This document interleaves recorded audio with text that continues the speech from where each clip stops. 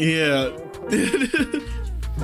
And yeah, so if you guys are like I said earlier, if you guys are ready for a good time and find out more about this lovely, lovely Kickstarter. By the way, if you guys didn't see, check out the fucking what's it called? How do you call this? The Kickstarter right now, because look at how much money there's already been raised, and we've barely been up for like what 16 minutes, right? More or less. Yeah, yeah. Yep. Yo. We just got past 1K. Ooh. Hey. Refresh it, baby. But yeah, so you guys know the drill. Right before we get to know these lovely, lovely people that are on the screen right now, we gotta play the intro. So with that said, we'll catch you guys after the intro.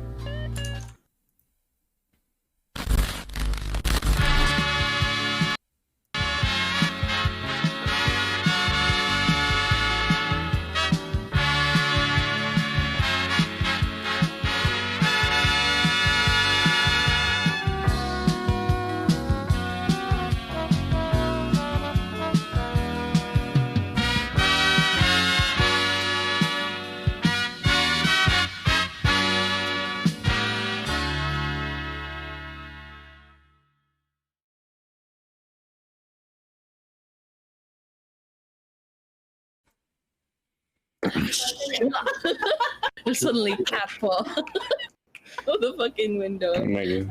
I don't know. Apparently, a lot of people can't access the page because the traffic is too high. Oh, that's the kind of news you want to hear, though. What a good Please problem. still give us money. Oh. Man, for some reason that intro felt really short this time. I don't know. Maybe it's because of the good vibes I've been feeling from you guys. I don't know what it is, man.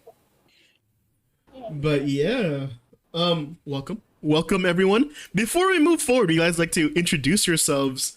Since this is actually, in fact, the first time I have more than 2 people on, and it's lovely. That's all I can say.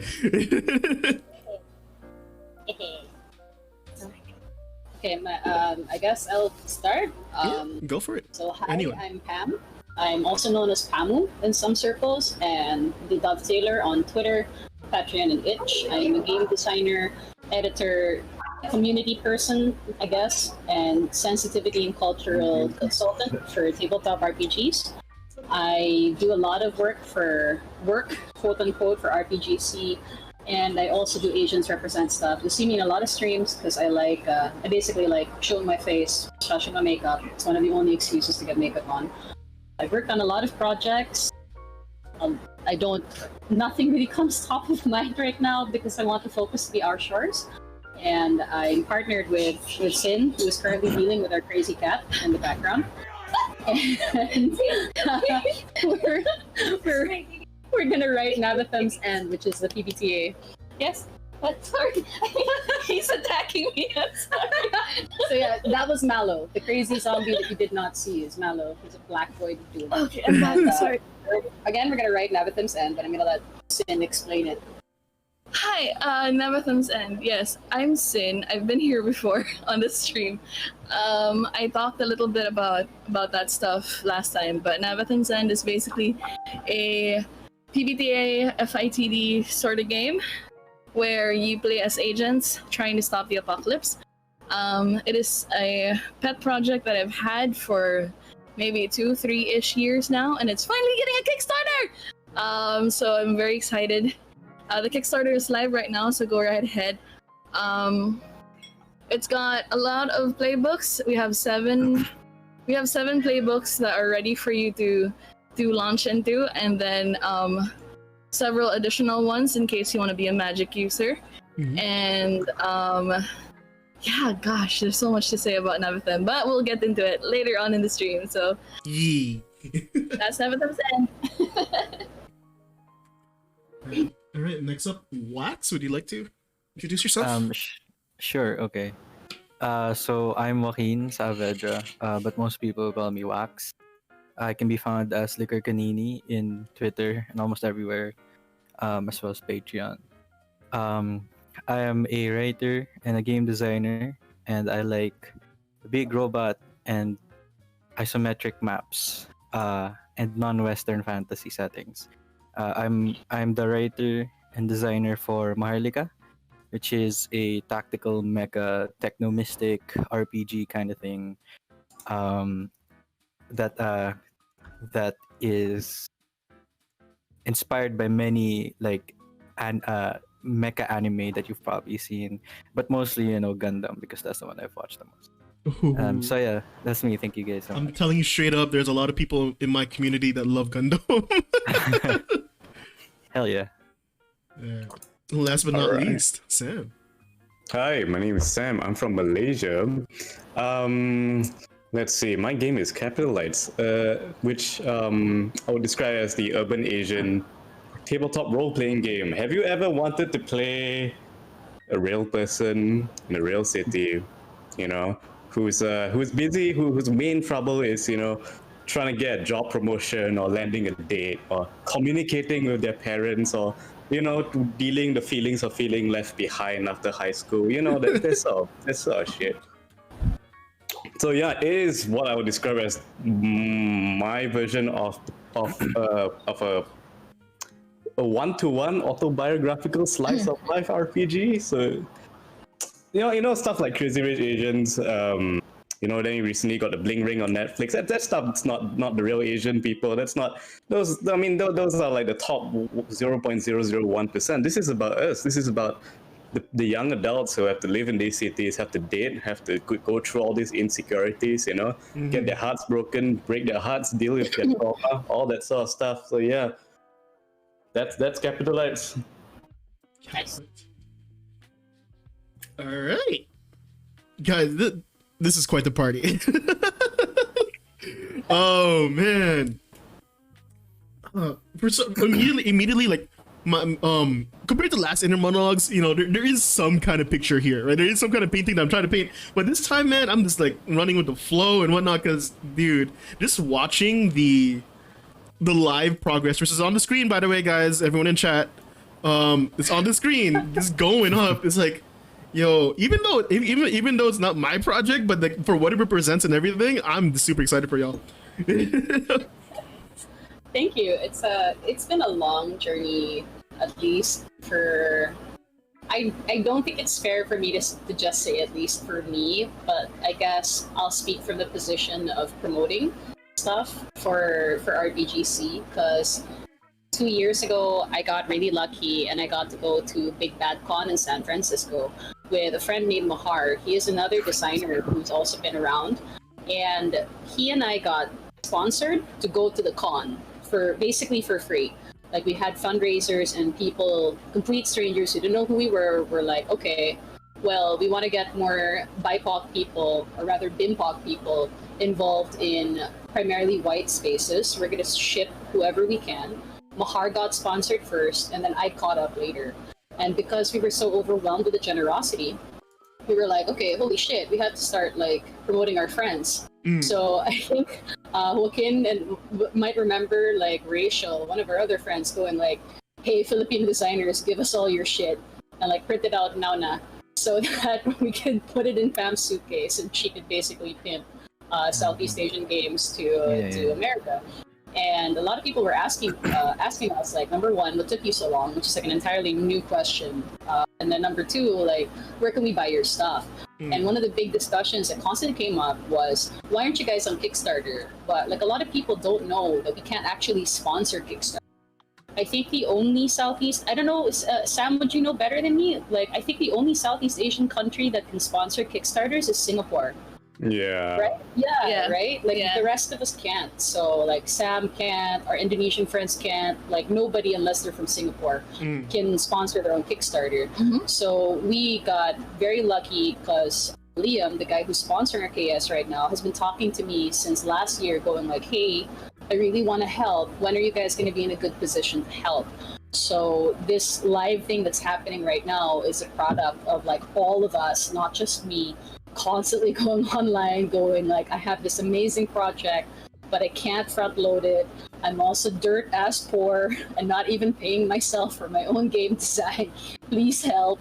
And eventually, people listened. And the fact that I'm a bit overwhelmed at how it's still going, it hasn't even been an hour yet, and we're getting money, it's happening bit by bit, is a bit like, wow, I don't know what to say. It's a really ambitious project. I think people have noticed it's like 3 games, all digital, all different flavors. Like 100% Southeast Asian, but like 3 different flavors of Southeast Asian. Like even if Joaquin and I are from the same country, we've written like entirely different projects. Like Sin's project is so different, and I'm the co-designer for it, and like they're different from Joaquin, and Joaquin's different from Sam. So it's like this entire range of like good shit. And we're just like 3 people out of all the other designers that have equally wonderful things happening. Mm. It's that kind of vibe. So if I stutter a lot or if I get, like, I look distracted, it's because I'm also watching the counter going like, what the fuck is happening? Dude, I'm like, I didn't see it. Also, I'm just like, oh shit, dude. Holy shit sticks. My name's on that. It's Oops. like this is kind of like relate, but an extremely smaller scale, 100% smaller scale. Okay, like really, like I got a Patreon for the first time. I was expecting more than $10, and it went far. But anyways, that's not the point of the day. I'm just trying to relate really quick. Thank you. God damn it. But like this energy that like you guys are pulling out and just pulling, like doing. I heard about it, right? I heard a little bit from you, Pam, but I was like trying to like wrap my head around it. You're saying that this happened, this entire thing started last year, technically? Yes. Yeah. Just last year, we've been planning it. And just speaking from the I guess I'm the co-organizer, because Liam was the one who kind of, like, I had the idea, then Liam sponsored us. Mm-hmm. And I tried to get everybody together, but, like, the first person I thought of from the Malaysia end was like, okay, Sam has, like, several projects that I know of that would really benefit from funding, so I asked him. And then I was like, okay, our boy Joaquin is like a monster when it comes to producing big games. He definitely needs to sponsor. And then I was like, okay, initially I was gonna put one of my games forward. But then the thing with me, just being like totally blunt, I'm in the best position to find a publisher for myself.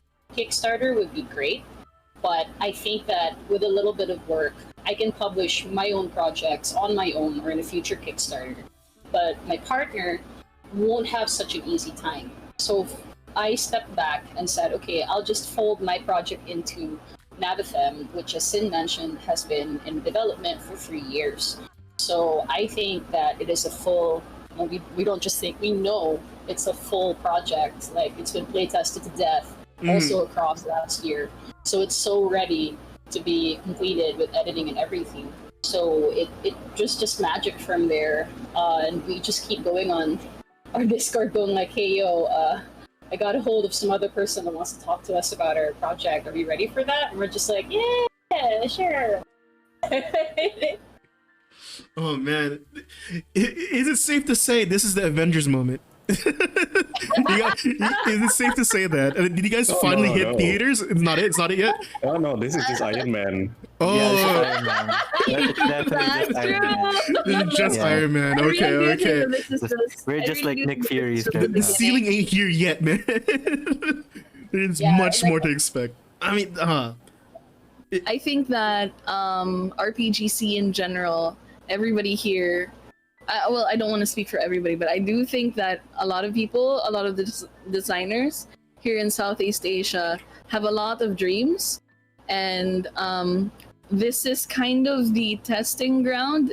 If Our Shores does make it good and big, and like if it succeeds really well, this could be a good, I suppose, framework for future projects. I think that it is smart to put like more than one project on a Kickstarter, because I personally think it's a lot more enticing.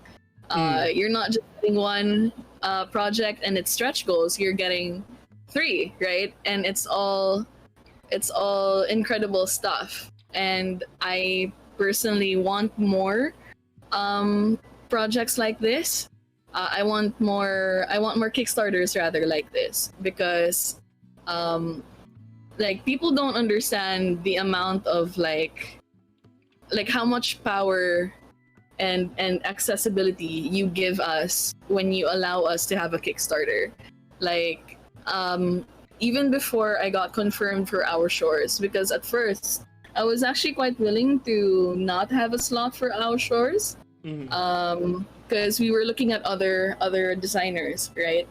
And I have been using, I also have a Patreon, so I've been using my Patreon earnings month per month to kind of like, I suppose, bring together some money to slowly produce Navathim myself. And like, gosh, it's so hard. Like, the money I get from my Patreon barely hits $100, right? So like, and most commissions, especially for art, are at baseline like $80 to $100. So some of that money that like doesn't get paid for by the Patreon comes from out of pocket. And like, it's difficult because you start to then like think, what can I cut from my monthly spendings so it goes to this project of mine instead?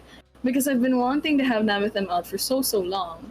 And before Our Shores was a thing, I was fully determined to have it out in 2021. So like, that's actually kind of why I already have a lot of art for Navathim even before the Kickstarter happened, because I was just like slowly commissioning people month per month. But yeah, like I don't want people to have to go through that, to have to wonder how much do I cut from groceries so I can produce this thing.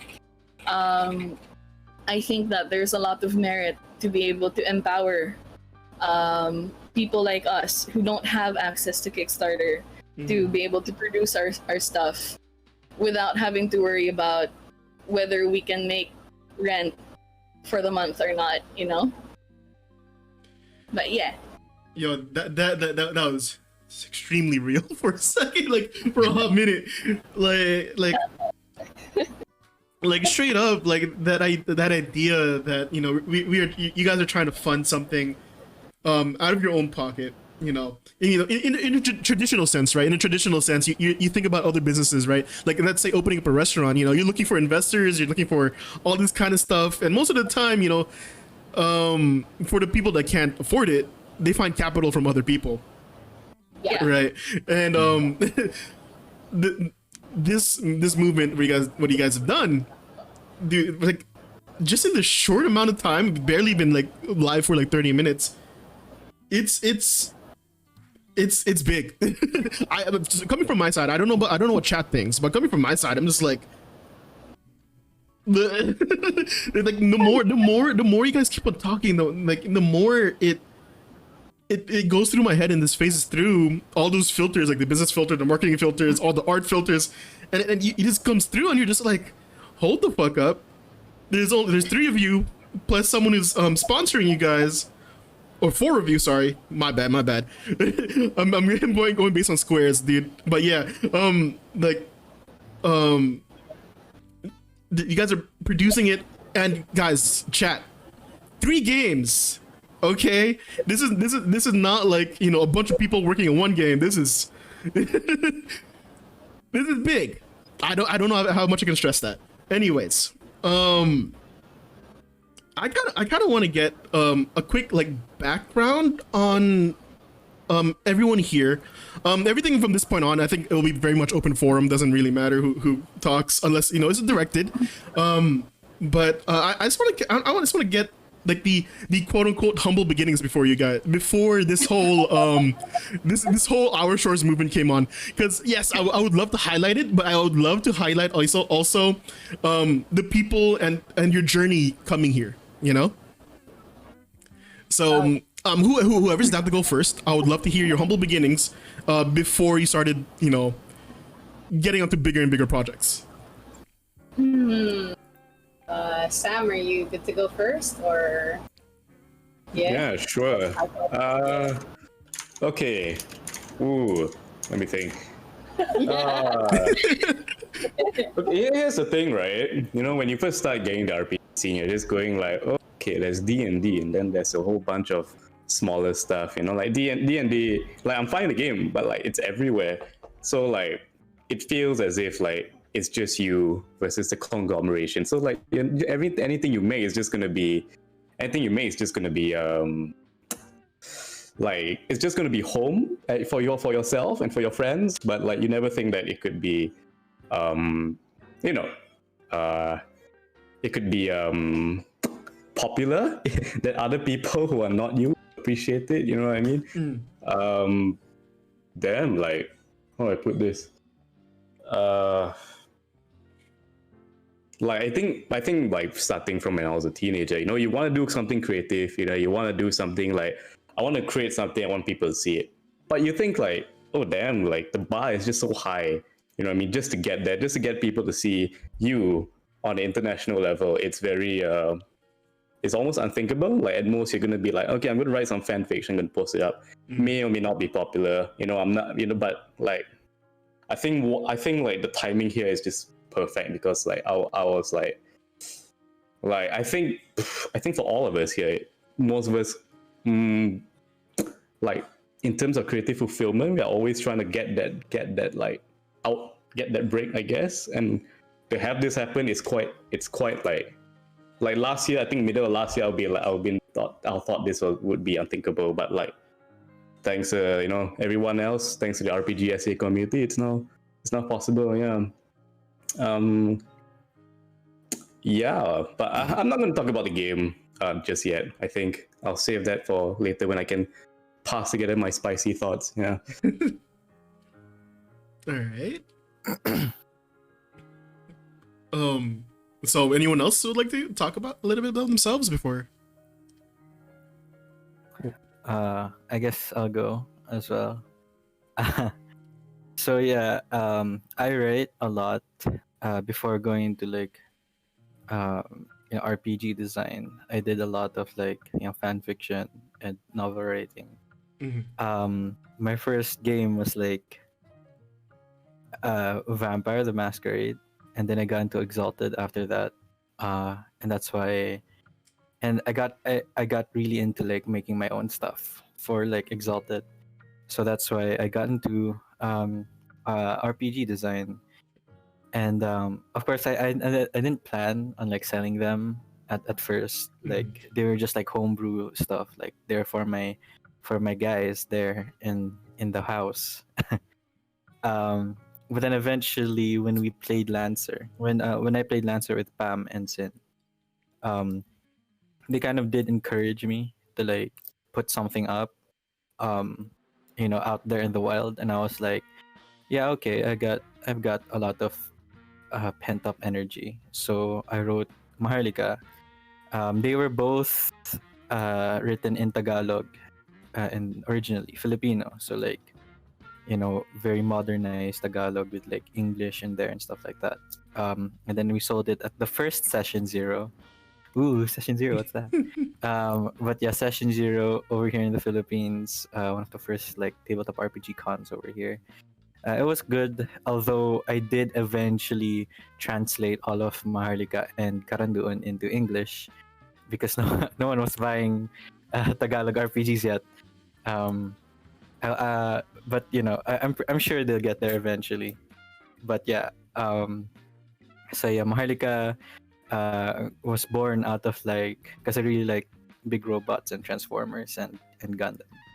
So I made Maharlika out of that, and that kind of, you know, did like a snowball effect of like, oh, now I get Karanduan out, and now I'm writing this game, and now I'm writing for these people, and yeah, it's pretty cool. It's pretty good. It's been paying my groceries. My groceries, I mean the 12 packs of shawmai I have in my refrigerator. Shawmai is dumplings, if I remember correctly, like cube dumplings.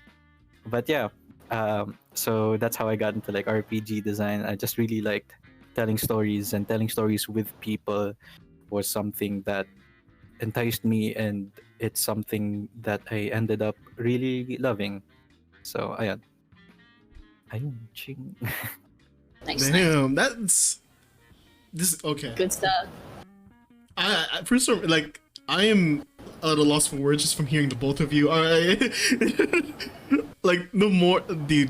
Anyways, I'm gonna I'm gonna stop geeking out for a while. Uh, but yeah, would you like to continue, Pam or Sid? I guess I'll go. Yeah, you can go first. Yeah, because I can see my partner doing the promos for us. I was I'm also trying like, very hard. my secret plan was to ask Sam so that we can take shifts on promotionals every time we're also talking. So I was typing up DMs like, back my Kickstarter. Hi, yes. So I started in World of Darkness. My first game, actually, my first novels were not novels. They were the Advanced Dungeons and Dragons books and original fantasy Warhammer books of my older brother. So I never got to play with them because, like, for context, my age gap between my eldest brother is already 6 years. So my parents were like, no, you can't play the grown-up games where your kuyas do weird things at a table and scream at dice. That's not good. We don't know what's going on. We just think it's not good for you. So I never got to play with them. But again, there you go, right? So I started playing Dungeons and Dragons 3.5. I really liked it because it was a family game. But my design space was really in World of Darkness, which is why it's super cool that years later, because my journey to game design was, first Pamu wanted to be a teacher, and she was a teacher in Ateneo for 6.5 years. And then the K-12 movement happened, so Pamu lost her job. So then Pamu became a real estate broker, and she stayed in that industry for 5 years. And then she moved to game design completely by accident because of Big Bad Con. All of this is just like a series of like meandering paths and accidents. So my first release was not really a full original game. It was a hack of Blades in the Dark. And I set my heart on writing something inspired by WoD. And ironically, I'm already writing something for World of Darkness. It's going to be a Paradox interactive video game thing. It was already announced by the creative director that I'm part of the project. But beyond that, I cannot disclose details. So More than enough. I'm there. Years went boom, you know. And I'm involved in a lot of NDAs, but I also put out a lot of my stuff. But the one game of World of Darkness thing that I wanted to do is not published yet. I know that Joaquin's already given me tears in chat over like, I'm finished making the dead na, ano ba? Yeah, I really want to play Waking the Dead. It's not done yet. but we've made progress. No, we've made progress. It's like 40% Yes. the prototype. So, Yes. Yeah. But game design has always been a dream, but I never thought, much like Sam, I had no fucking idea that I'd ever produce anything that something other than my friends would read. So, like every mention on Twitter, every mention on Discord, and every random person coming up to me going, hey, I like your stuff, can I hire you?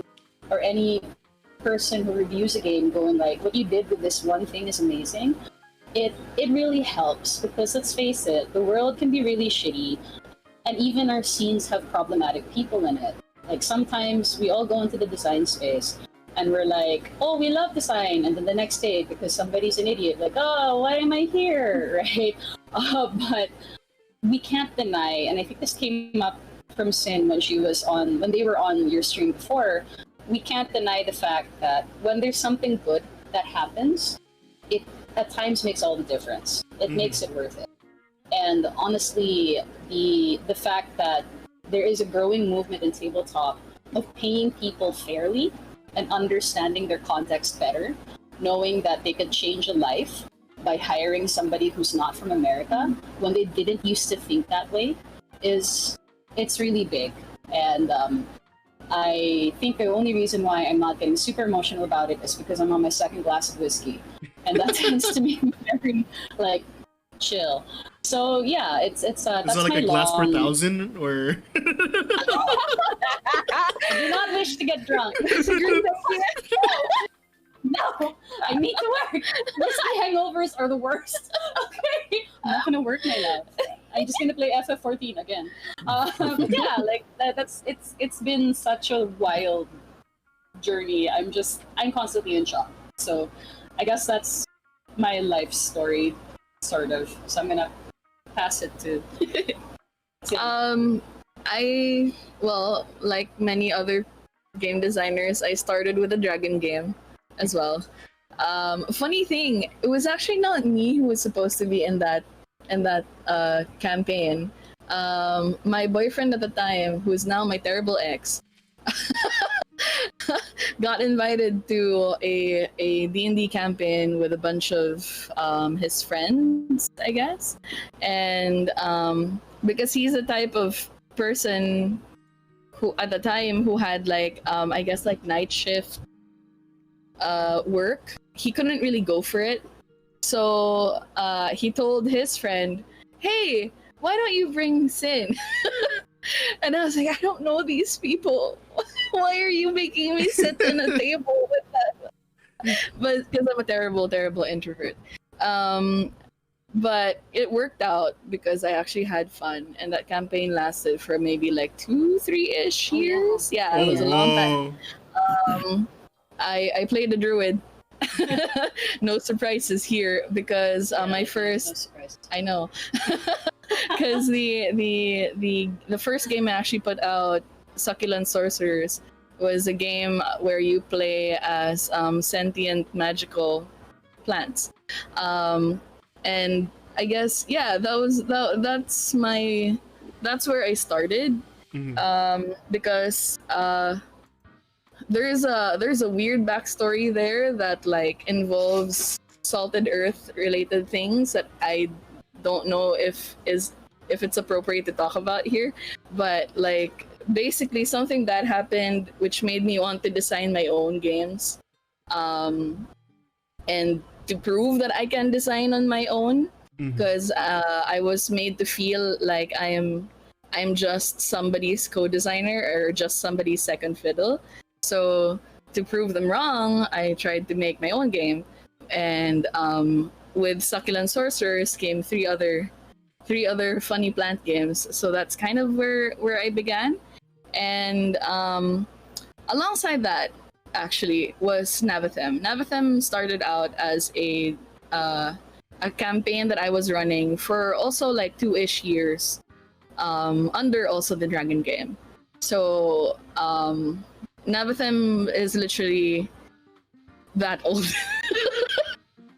I essentially kind of like moved it from that old version of itself and turned it into what it is today. And it was a massive overhaul, I guess, and rehaul, because of course there are concepts that I can no longer use because copyright, but also I wanted it to be completely different from the old campaign that I ran, where now you're not like, you know, adventurers running around in the wild. Instead, you are rooted in the tower that you come from, and you are trying to figure out this apocalypse that is essentially proof that the world is broken. The entire point of it is that like, while it is a potentially violent game, I guess it is I suppose a way to use violence to fight against the dark that has for so long taken over this world. That's kind of the whole thing. It's very hope punk. While it takes on very grim stuff in the book, and while the concept of an apocalypse is supposed to be rather I suppose gruesome or dark or like whatever, Navathem really focuses on the concept that you need to beat back the dark to keep the light safe, to keep your people safe, essentially. And it's been fun making it, because its alpha version is like worlds different from what it currently is. Yeah. Its alpha version only had playbooks and some stats. moves, I guess. and maybe a move or two. Yeah, It was guess. so like I was just like so eager to see what it would be like to start creating it, and I was just like, "Hi friends, come with me. There's a thing that I'm making." It just kind of became what it is today, and we've been playtesting for so long. By the way, I know some of my playtesters are watching the stream. Hi, thank you so much for playtesting. Yeah. Brian and Mary are watching. Well, I think. I should go on Twitch, but that's also gonna give me anxiety. I'm good anyway. So. But yeah, thank you so much for my playtesters. You have been incredible, and it's been really fun to kind of like just create on the fly. That's kind of how it's been. Not everything in the mechanics was created in a day, I suppose. It was really months and months of how do we do combat? I don't know. Just gonna wing it. We do investigation. I don't know, and it just these players really helped shape the game as much as me and Pam have. So I am eternally grateful to all of them. And you know, from being pulled into a random table of 20 people in a campaign to now making Navatham what it is, it's like people, jeez. Sorry. I'm like, yeah, we had 20 players. Our games ran from like 1 p.m. to 12 midnight because combat was hell. Oh god. It's like, what? Like, I don't even know. That's We like a have snail's our pace. The pacing on it must have been torture. It was incredible. Like my character started from true neutral to neutral evil to neutral good at the end of the campaign. But 3 years later. Amazing. 3 years later, she's a hero. But like, hell yeah. But yeah, that's me, I guess. Alright, that's cool. That's cool. I guess this is the perfect place to start transitioning to, you know, the games one by one, little by little. Let's continue with the Navatham's End, right? You were mentioning the alpha and how it's so different. But actually, I think before we go there, right? Almost embarrassing. Before we go there, I saw this comment passed by chat a while ago, and you also mentioned it. Hope Punk. That's not something that is mentioned quite often. Would you like to explain to the people what it is? Oh, sure. We can mix. Okay, Like, do you want me to go first or you? Well, I'll start by saying it is a literary term that only came up around 2018, Oh, and I okay. believe it was under a young writer. I believe it was a woman of color. I'm gonna have to double check my sources, but she coined the term hope punk. And for a while, the literati were like, "What is this? We didn't make this genre. What the fuck? Are the internet kids doing something strange again?" Internet kids. In actuality, Millennials ruining literature. yeah, I know, right? But like the reception to her definition was wild. Where the idea of hope punk is you are already in a ruined world or a ruined setting, but hope springs eternal, no matter how bad it gets. So literally anything can be hope punk, as long as you acknowledge that A, there will be a happy ending, B, community is key, C, family and found family make or break you, and D, fight for what you love. And also, if fighting for what you love means anything from killing gods to overthrowing a dictatorship, then do it. Like that was the beautiful thing about hope punk and the term. So it's a bit of a thing I've noticed in tabletop now, where people were kind of like, yeah, that's my aesthetic, yeah. But like in terms of like when we say aesthetic, there is no singular aesthetic, and I think that's what makes it a wonderful genre to be in. Again, you could literally design, write, sing whatever you want, and as long as it adheres to the idea that we are tired of grimdark and that hope is about survival, then you're good. Like it's no gods, no masters, the genre. So I think that's what sums it up, Yeah, right? yeah. My favorite like online-ish definition of hope punk is that it weaponizes optimism. Yeah. Yeah. And I truly think that is those are the stories for me. I've noticed that sometimes I've played in games and tables where some GMs and DMs really love making players feel terrible, and like, you know, if that's your jam, go right ahead.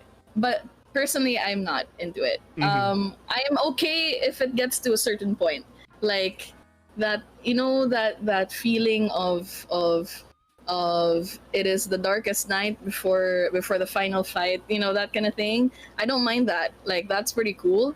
But what I don't enjoy personally, this is a personal preference, by the way. I'm not here to start some weird shit, but my personal preference is being allowed to cling to, I guess, because being allowed to cling to hope.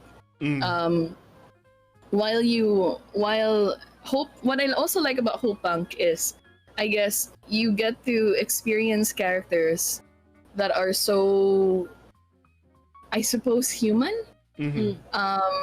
Everybody's so flawed and everybody's so normal. But then you're pit against like such crazy adversity, right? And but despite that, you rise to the occasion, and that's personally what really captivates me. And it's what I hope to or what we hope to bring forward in Navathim. I think even before I knew the term Hope Punk, Navathim was already Hope Punk. I was about to ask that. I think it was like even when I was running it under like say D&D, I think it already was pretty Hope Punk. I know that some DMs have this as like their badge of honor, but I've never killed a single PC. And like, I don't want to. It's the thing. I would rather them live through whatever trouble that they have to face.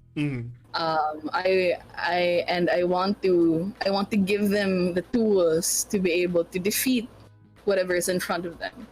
And I think that that's something that I've always had on me ever since before when I first started GMing and DMing and etc. So yeah, I think Navathim was always Hope Punk before I even knew that Hope Punk was a thing. But yeah, I think that's it. All right. Damn. That I need that in my life. Can you write my life? I wish. Oh man. If only someone had design plans for my life. Like that. Anyways, so going back to the alpha part, right? If I remember correctly, within the recent 1 hour, you said it was 3 years ago or even more. It had D&D roots, right? Yeah. All right. So coming from there, right? You've had this long journey of this entire designing phase, building phase, conceptualizing phase, whatever you want to throw out there. What were some of your proudest moments going through that? 1 second. Let me think about that. I think of recent is when Pam and I finally looked at each other and we were like, the core game is done. Oh, I bet that was a large weight off your back. Yeah, for sure. I think also when we hit a point where I allowed my players, my playtesters, to have more than one character to play in the campaign, which is, by the way, a feature also of Navathim. You can have multiple characters in one campaign because the campaign is structured to be for long campaigns, because that's what I'm used to, right? and you can drop in and drop out at any time, and also you can field whichever and however many characters as you want.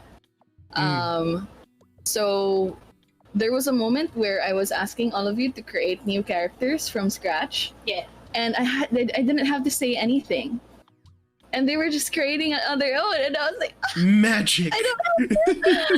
I don't have to guide anybody.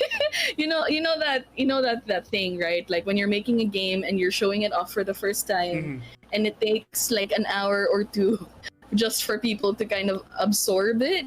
And that also happened with Navatem is a thing. But when it finally got to a point where they could literally, my players could literally just do it on their own, and all I had to do was give them like the guidebook, I was like, it works. It works. I literally had a moment like that. I think those are my two like proudest moments personally for me. What about you? I think that when we finally finalized the moves, because Navathem's Ends There you go. alpha playtest form was purely powered by the Apocalypse. Yes. The current one is a monster with like powered by the Apocalypse moves, forged in the dark style skills, And a whole lot OSR. of OSR shit, Stuff. and maybe like a tiny like maybe D&D, but like I don't know, right? So when we finally created the move set and then the skill set and design wise, when you make, in my experience, when you make something with a system that has a lot of moving parts, you have a lot of cool ideas, but you don't actually know how well they'll synergize. So my best moments are always, it's one collective whole of constantly watching the other players figure out the permutations and synergy between the skill sets and the moves. Because for Yeah. me, that shows that it works. That's the fun Right. stuff, honestly. And then like the other fun stuff is the fact that our players are becoming fans of the game, because games with large campaigns could create a community around it. And for a game to have a community, even if the community is literally your playgroup at the moment, and to see them talking about possible ships and character plans and playlists and fan art and images, it's beautiful. Like there's no other way of putting it. It's wonderful because you have to already be fans of your own game somehow for it to work. So when, and at times you'll have this moment of like, am I crazy? Am I the only one who likes this? Like, is that okay? I guess it's okay. So it's that constant like anxiety loop of like, I like this game, but no, maybe it's just me, right?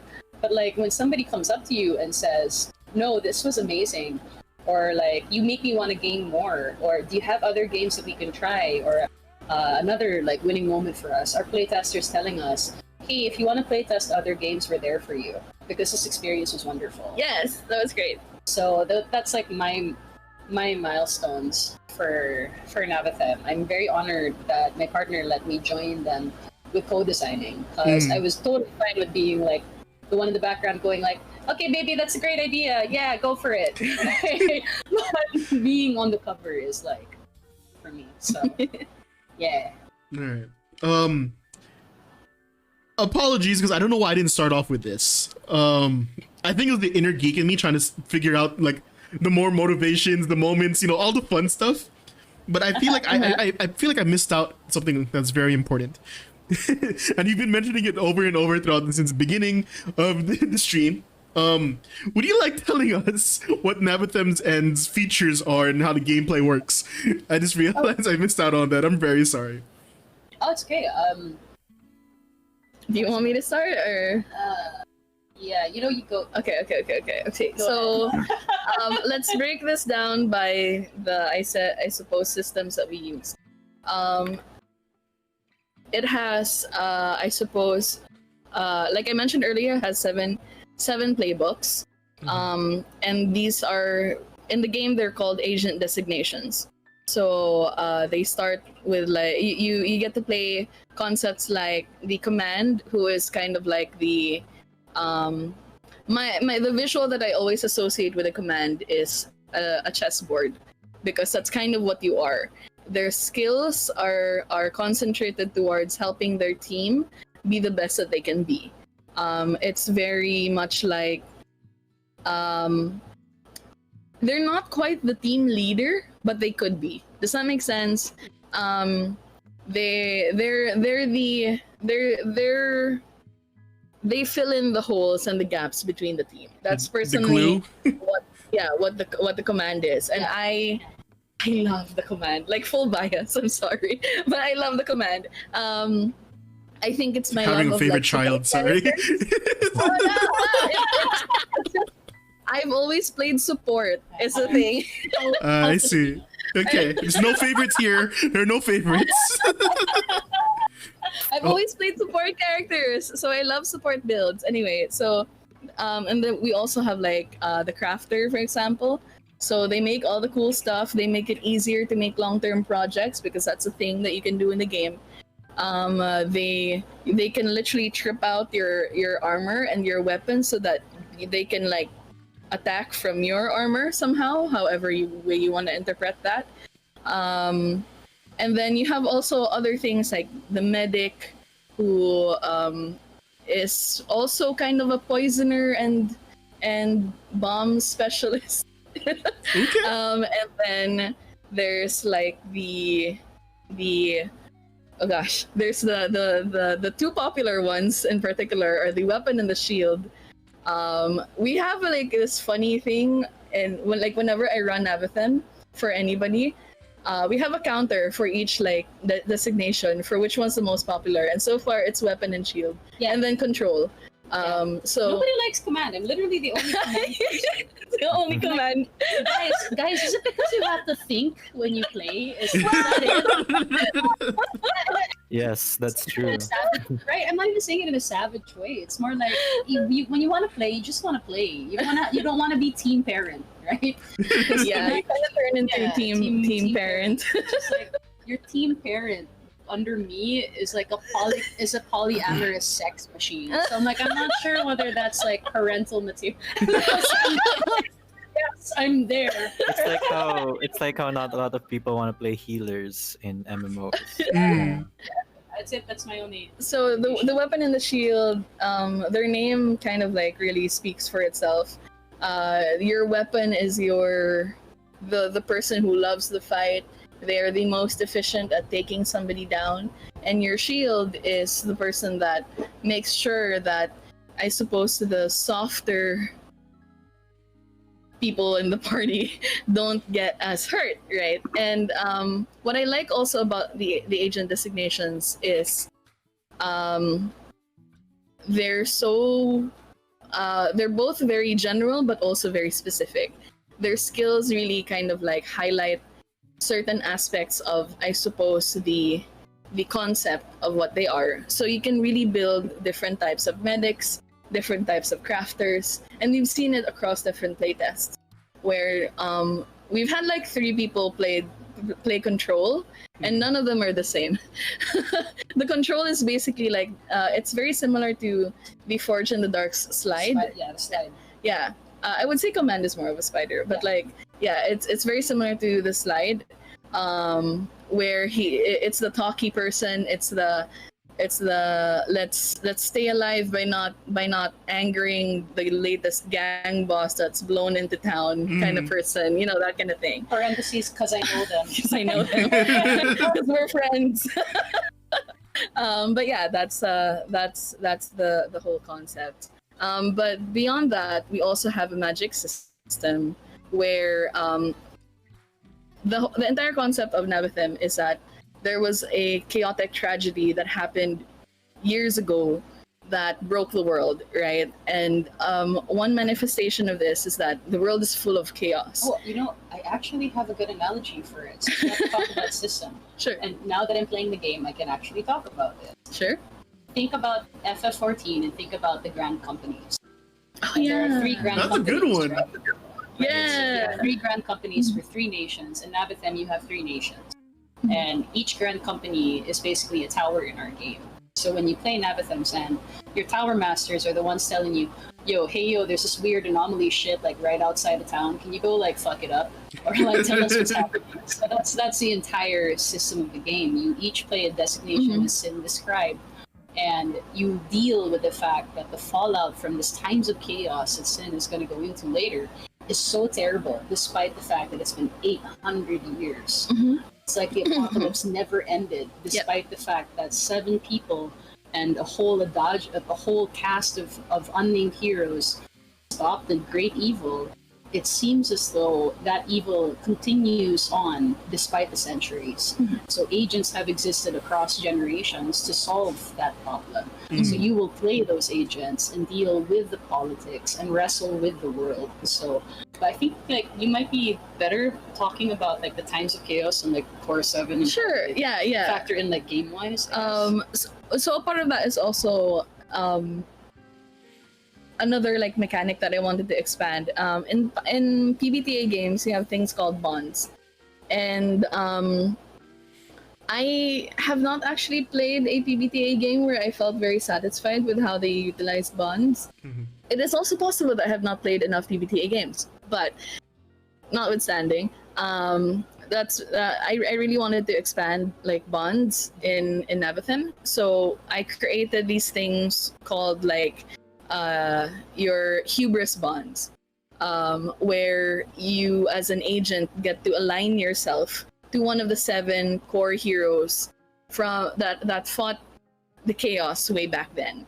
And each hero has like a set of principles, and the concept of that is basically at the end of the session you get to ask questions for XP. And if you stuck by the principles of the core hero, you get to have XP. So that's because you are bonded to that hero, and because you enact their principles, you get to gain, I guess, XP. That's kind of like one of the mechanics. And further expanding bonds, you also get to align, or rather, you get to bond yourself with the Tower Master or Warden. Because like Hope Punk is all about community, right? So you kind of also have to have some sort of stake in the tower, and that's how I tried to do that. You get to choose from the list of Tower Masters, of which the book will also contain a guide to creating Tower Masters and Tower Wardens, and you get to build your backstory with them and like kind of tell how you're connected, and then at the same time when the session ends again, you get another list of questions that can help you kind of like determine if you had a significant connection with the Tower Master, and then you also gain XP from that. So that's another mechanic that's there. One of the major things that we also got from like the Forged in the Dark sort of system is the phases of play. Or rather, I call it the phases of play, where if Forge in the Dark has like downtime, prep, and mission, Nevathim has prep, investigation, mission, Fallout. Yeah, I was like, I'm forgetting my system, but yes, Fallout. It's really fun so far, because the phases of play, personally for me, help organize my brain as to what is happening in the campaign right now. I don't know, but like it helps because it also kind of like brings the players more towards a mindset that yes, you are indeed agents trying to figure out what apocalyptic anomaly you're trying to solve right now. And it's been very fun. We also have, I guess, long-term projects from FITD. And what else did we take from FITD? Harm, yes, Harm. We have a system that involves loadout and harm. So it's a connected thing. The more loadout you have, the less likely you're going to take harm. And that's basically the long and short of it, isn't it? We didn't really go into heavy like equipment stuff because I personally didn't want to deal with equipment because I don't have the time of day to think about equipment. But the flavor of it is that you can bring whatever you want within reason, right? Like, okay, like you can't bring a bazooka, but you can bring a sword for sure. But you can bring a bazooka if you find a way to somehow, in some way. But like, whatever. And what else? Oh, I think we talked like Also, about- yeah, that's Yeah. all of those are the mechanics. Yeah, There's so many. So, I mean, hey, don't worry. I mean, if there is something you may have forgotten, guys, there's a reason why there's a Kickstarter. Okay, there's a reason why it's there. You want to find out more? Just, click that button. Anyways, what's it called? Damn, this is the type of Pandora's box I want to open. Okay, like, all right. You guys, I don't. Sin had seen me do this on the previous. Like, my brain tends to go a million miles a minute because there's a lot of questions I want to ask. However, there are places I have to go. So actually, I'm gonna move away from you guys for a second. I would like to hear Sam's story behind Capital Lights. You know what's really funny, Sam? Before when I was reading it, the Filipino in me, I don't know what it is. It might be my recent time in like moving back to Philippines. I keep on saying Capilites. I'm really sorry, but that's fine. that's every time I kept on looking at him, Capilites. I'm like, no, it can't be. It has to be Capilites. Lights. It's not a real word, so. Give me a moment. All right. Yep. But all right. So let's do this a little more refined, I guess you could say, because there was so much excited energy in me a while ago. Let's start off with like, what is the core concept of Capital Lights and features? All right. So I think the main story here is I was watching, if you guys know Singapore Social on Netflix, it's a terrible reality TV series where they follow the lives of 6 relatable, ordinary young adults in Singapore, trying to make it big or just trying to go about their life and date and stuff. People hated it. It was cringeworthy. Nobody seemed human. Being a reality TV series and all. So because I'm the sort of designer that designs through shit posting. Sorry, that line hit me like a slight delay. Designing through shit posting. Okay, go on. That was basically I went to a watch party where we all made fun of the show and watched it, and like I was just joking with my friends afterwards, going like, "Hey, what if I turn this terrible TV series into an RPG?" And they're like, "Okay." So then they goaded me on to do it just because all curiosity, and so like it started from there.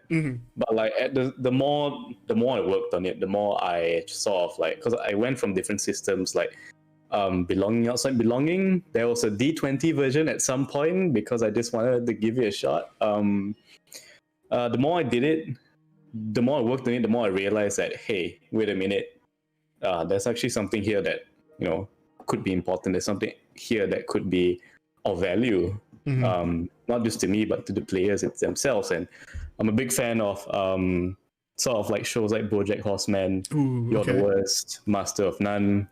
The good parts of Rick and Morty. So like these shows usually take real people, with real insecurities, real issues, and put them in sort of like that, dive deep into them, figure out why they are the way they are and what happened to them to make them who they are.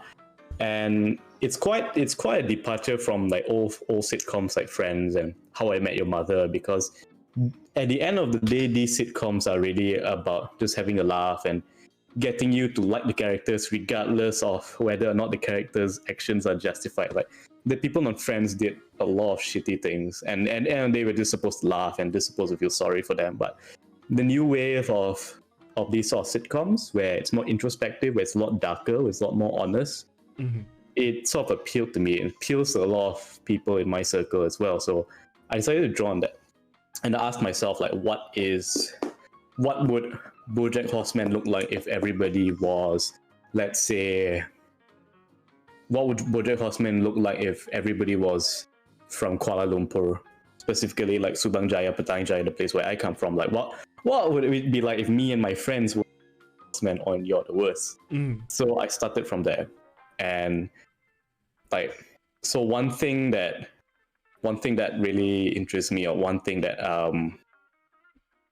is a huge driving factor behind what I design, is that I want to be able to explore real world topics or real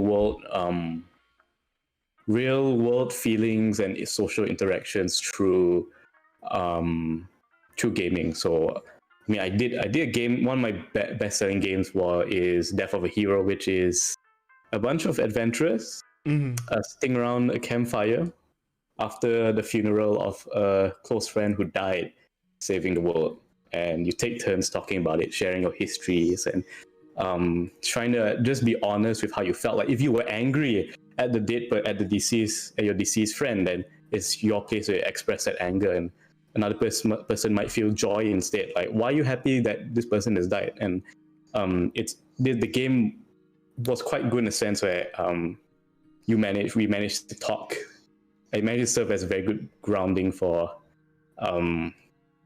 safe exploration of very tough issues. So Capitalize also like is a result of that exploration, because like I want to be able to talk about these dark things, but at the same time I also want it to be safe and cathartic. Like we'll be able to look at the ugliness that we have, the most ugly aspects of our real personalities, and just go, okay, it's fucked up. What can we do about it? How can we grow? So, and like another thing I like to do is that I have a lot of when I went to uni, I was surrounded by so many different types of people, strange people, hot people, creepy people, all those sort of things, and like Same.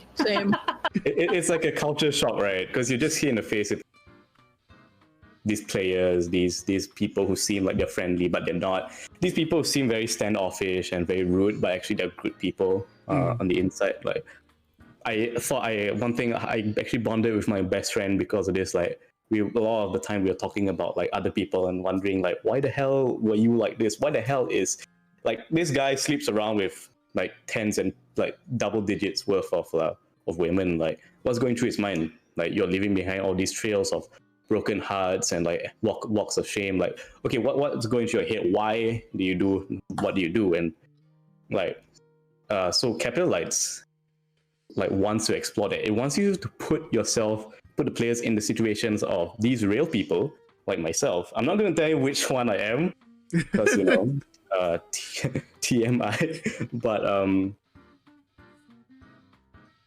pretty much all the playbooks written here are based off real people, like directly based off real people.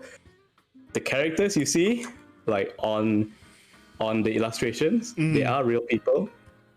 Most of them are real people. Like they're based off. I actually went to my friends and were like, "Can I put you in the game? You're gonna be this character." And they were like, "Okay, can you make me hotter though?" So that's good to know, because I low key I was like stalking through your Twitter, looking through all the illustrations, watching the hashtags. I'm like, this seems super real. Now I know why. Yeah, you could play Southeast Asian University roulette with it. Like, which of your friends is that character? Just like beautiful. And that's like, yeah, that's the game. Like, I think I would like to point out some archetypes that I find very interesting. Like, first of all, I think listed here got the hot chick, right? Like, I think like if you're a dude, if you're anybody in like a young adult setting, you're gonna like hotness, gender, always gonna play a big role. We're always gonna be, regardless when we go dating. One thing I find is that I personally think like when everybody goes dating, we are always there's always something in our brain that goes like, okay, is this person above my league or below my league? And the hot chick is someone who is like above everyone's league. And one thing that interests me about hot straight women, it's not just the fact that they're hot, it's also the fact that they tend to be a lot more complex than people give them credit for. I'm not speaking, this is not me speaking on behalf of them, this is something that I've talked to this uptype before, these real people, and sort of like, okay, you feel hot, but like, how does that affect your life? Like guys usually approach them for sex, and if they and like girls who are like typically seen as like very, very beautiful, very popular, they tend to be resented by other women. Like, I mean, this is not like a general thing, but this is like a thing that happens. So that's one thing the character explores, like the aspect of like, okay, you have everything in life. Okay, what now? What's your issue? How do you relate to people? And oftentimes it's a very lonely experience. Another example is the sensitive man, who is the man who's not like every other man. I like how you drink it. I like how you drink it. One day, let's drink about that when we're celebrating the success of our Kickstarter. Yes. Oh, We have so many stories. Oh, no. Do you want to briefly share like one? The creatures that Pamu has met. Oh Oh, my god. Creatures. Oh god. This is gonna get a little TMI. But when I was in college, Oh no. there was this is Starbucks. Oh no, the Strawberry Starbucks waffle guy. Yeah. Oh god. So some guy was courting me, and he was talking about his sex life, like usual, not like every other men do when they're trying to get a girl, right? And of course, me not realizing that back in the day, baby college Pamu was probably demisexual. So you're demisexual, you got an on switch, you got an off switch. So some days you're like, oh, shit, they're so hot. Oh, fuck. Other days you're like, no. Right? So I think I was on the no day. And so he was talking about his sex life. He was eating a strawberry waffle from Starbucks. I think everybody's kind of familiar with that, right? And I was just listening to him politely because I'm like, whatever, you can talk about your sex life, doesn't really matter to me. And he starts talking about how much he pleasured a girl. And then he just does this obscene thing with his spoon and the whipped cream in public. And I'm just there at 19 going like, You know, times like this, I wish I wasn't a VTuber so people can see my face when I heard this.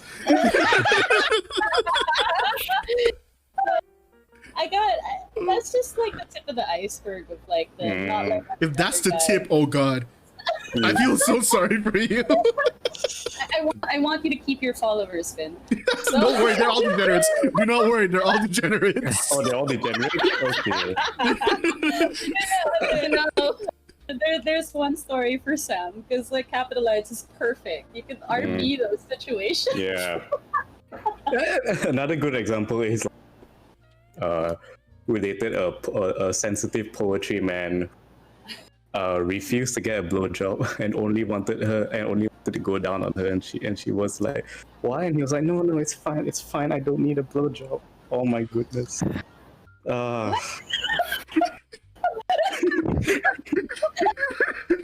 All ears this way, hello.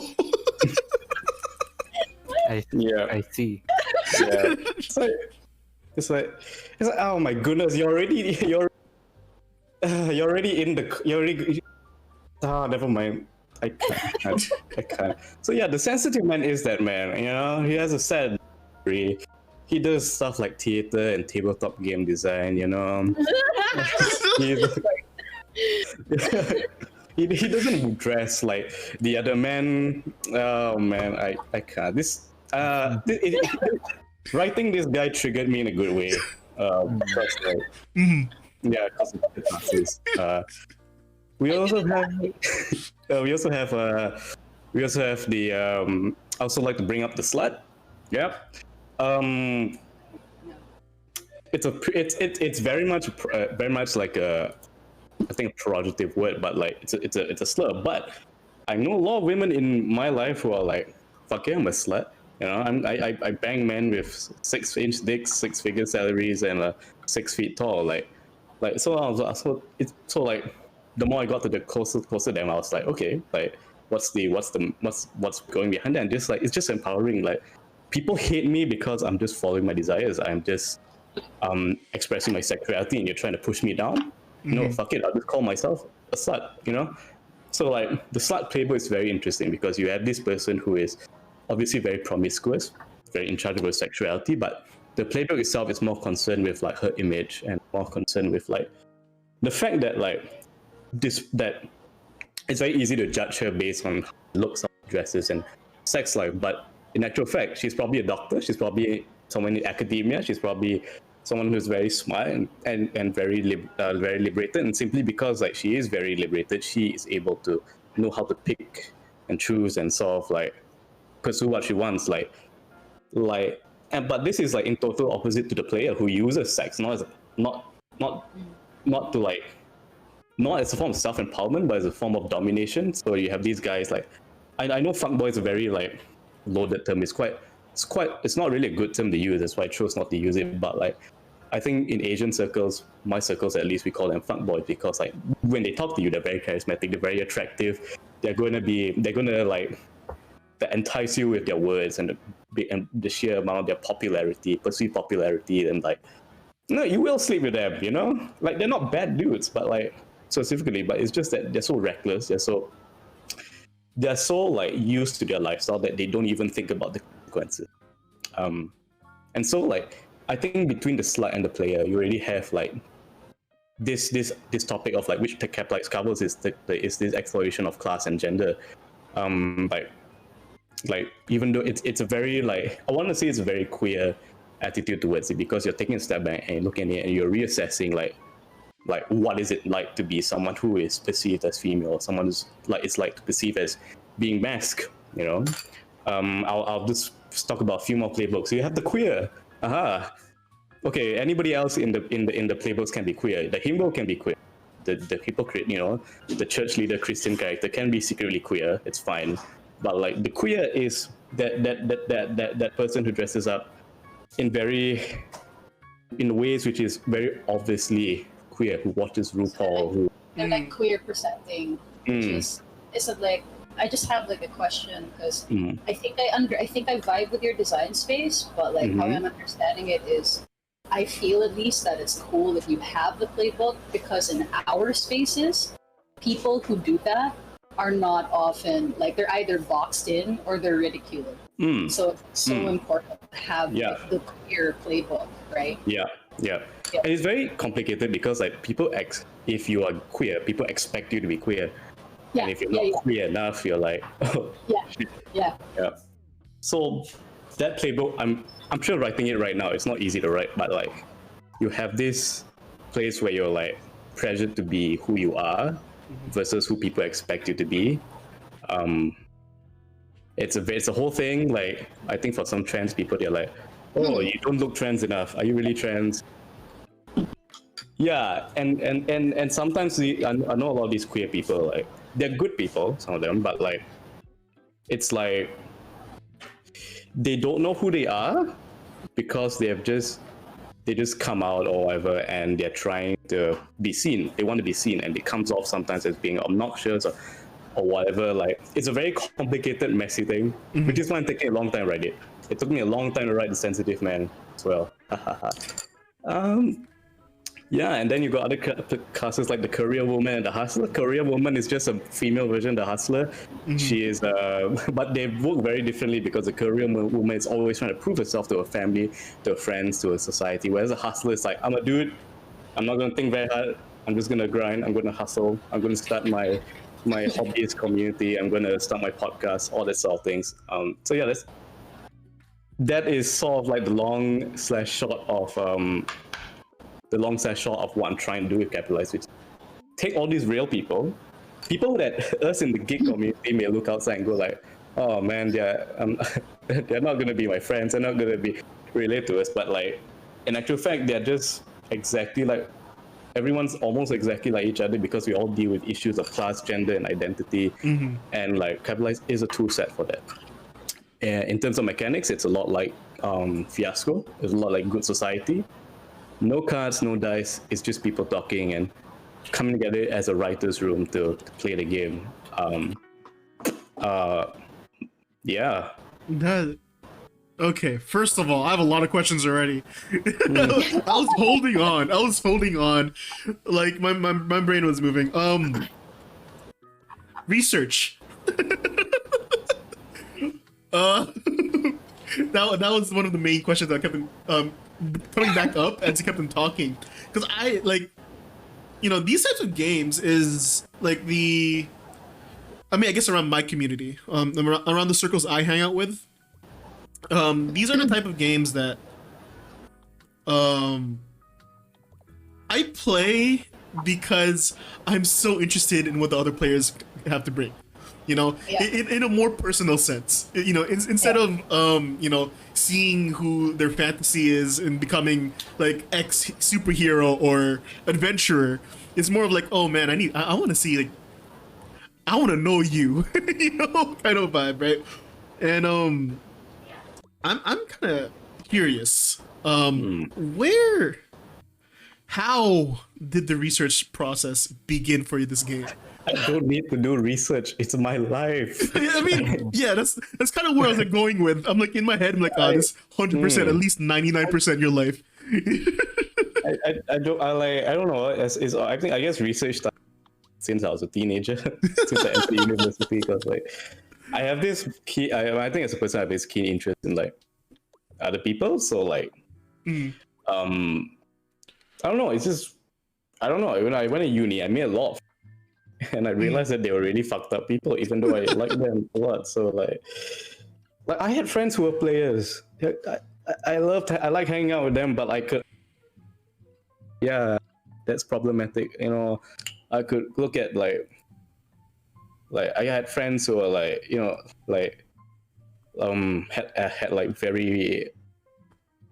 had very problematic sex lives. And how they grew, and I saw how they grew from it. I saw how they learned from it. And I saw how they went through the pain. Because you just want to be loved, you just want to be touched. Like, why are you dating someone? I think that's one thing. Like, as a demisexual, I always ask myself, like, why do I like this person? What are they giving me?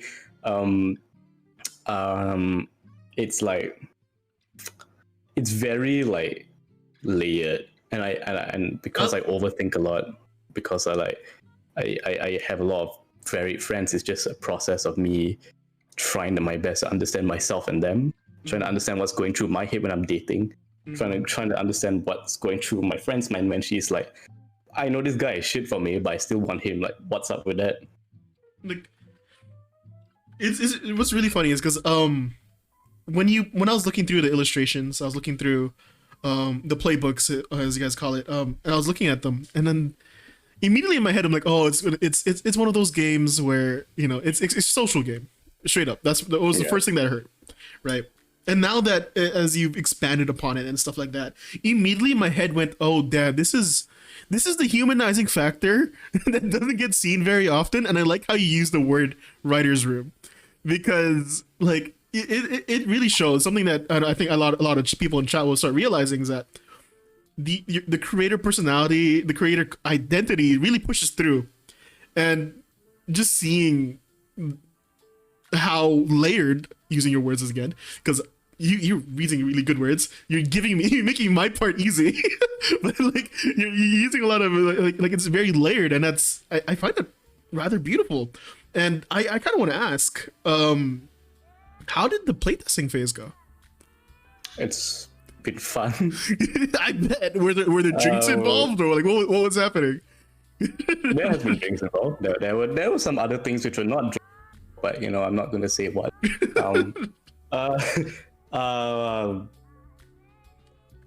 I mean, I think it's one of those games where I brought it to tables, and everybody because everybody lived in that society, knew what it was, and they knew how to approach it. I realized that you had like the perfect age range is your 20s, because I played it with a bunch of people older than like 30 plus, and they took it they didn't really take to it as well. So I guess I'm not sure what is going on there that made me like dictates that gap, but like I think people of my age, specifically in your 20s, you will look at it and be just know exactly how a player should be.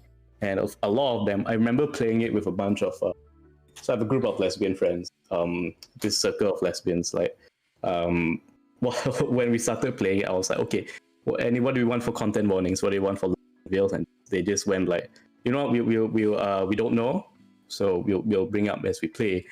And oh my goodness, one of them played the sensitive man, another played the leftover, another played the player, and one person played the slut.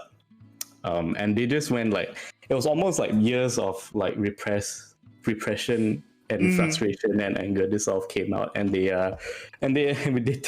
like deliberately told a very spicy story, about which I can't repeat it here, but we all okay with it, we all consented to it, but like I knew that they were talking about real people in their lives who were toxic to them, who were like very, very, very bad for them, and they were just expressing that, and that was fun because it was quite cathartic. It was very strangely cathartic.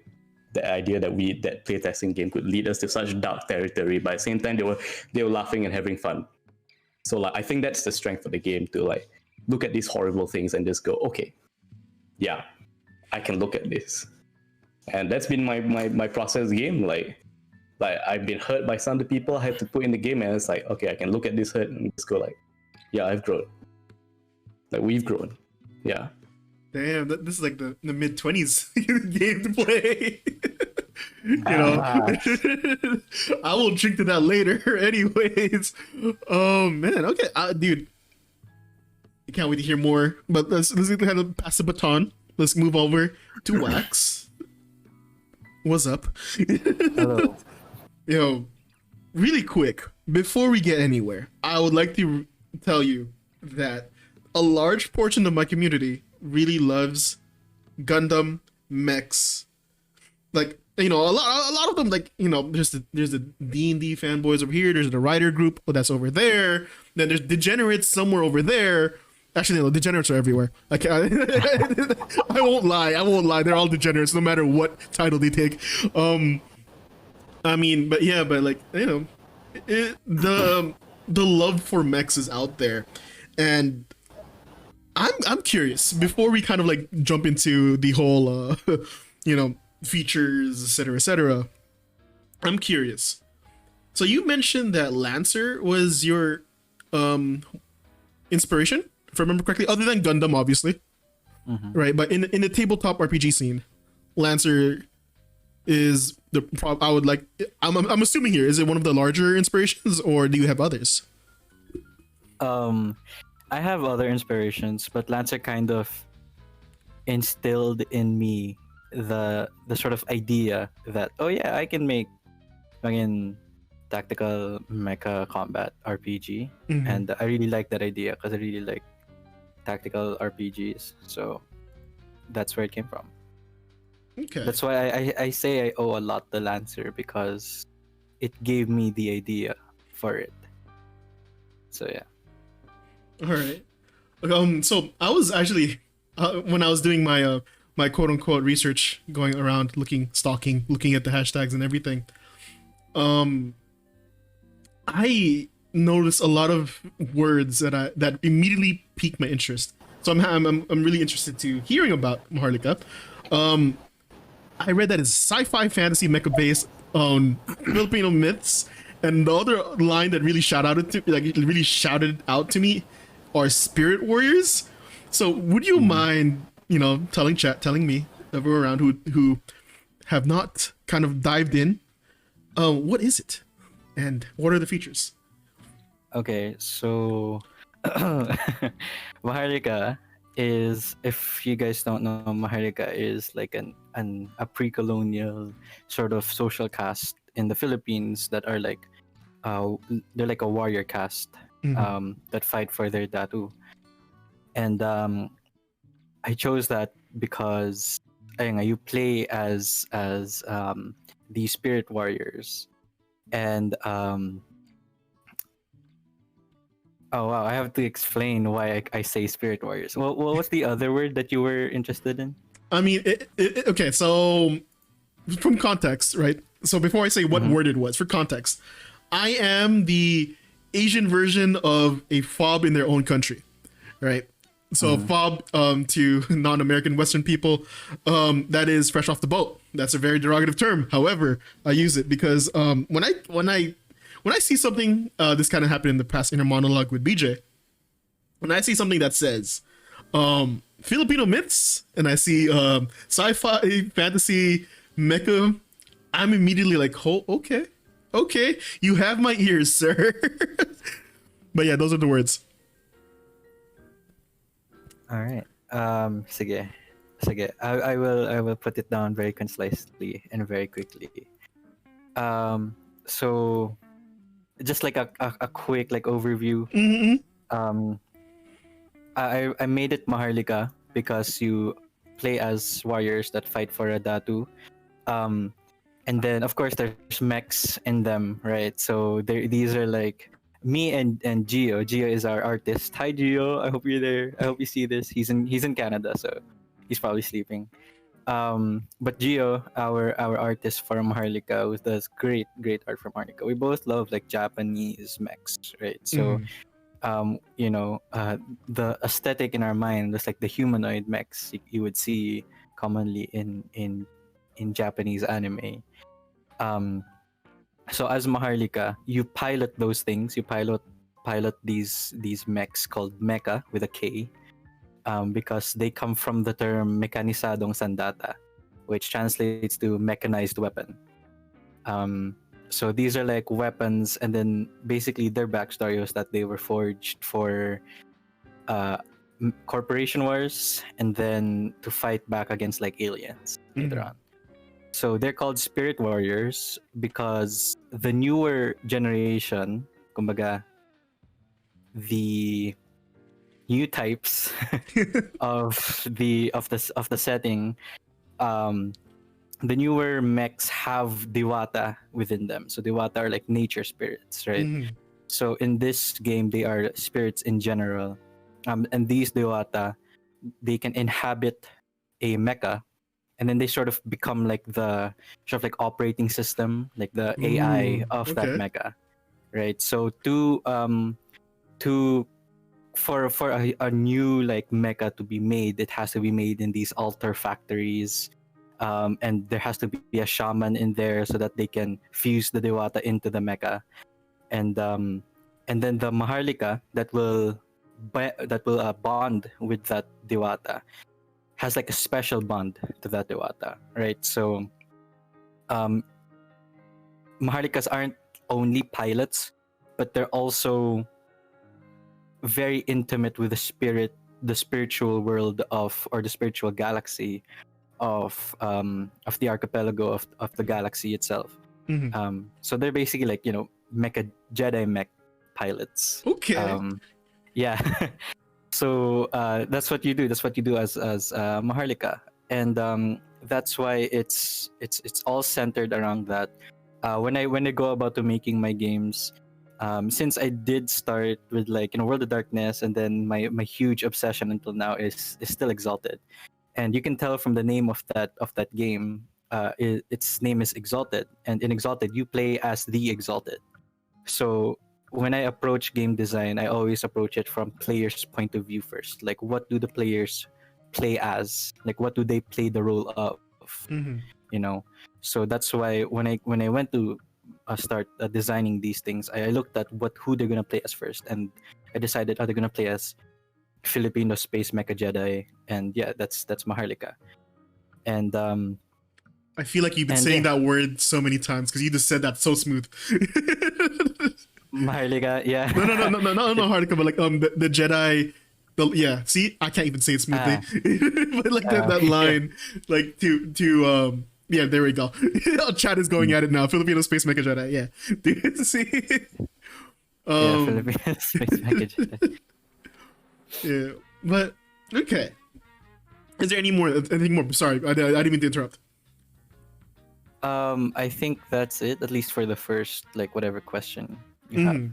All right, so I want to add real quick because I think Joaquin doesn't know this or might have slipped his mind. Maharlika was my first editing job.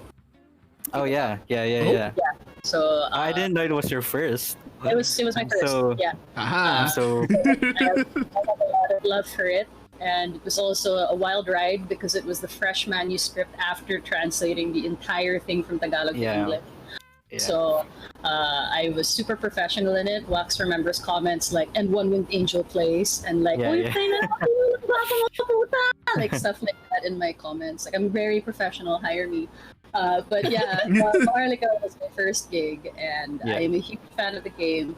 And I just want to like do a gentle pushback to any viewer who thinks that it's Lancer but Filipino. It is categorically It is not at all. Dude, that's why. Oh my god. Sorry. Keep it going. Keep it going.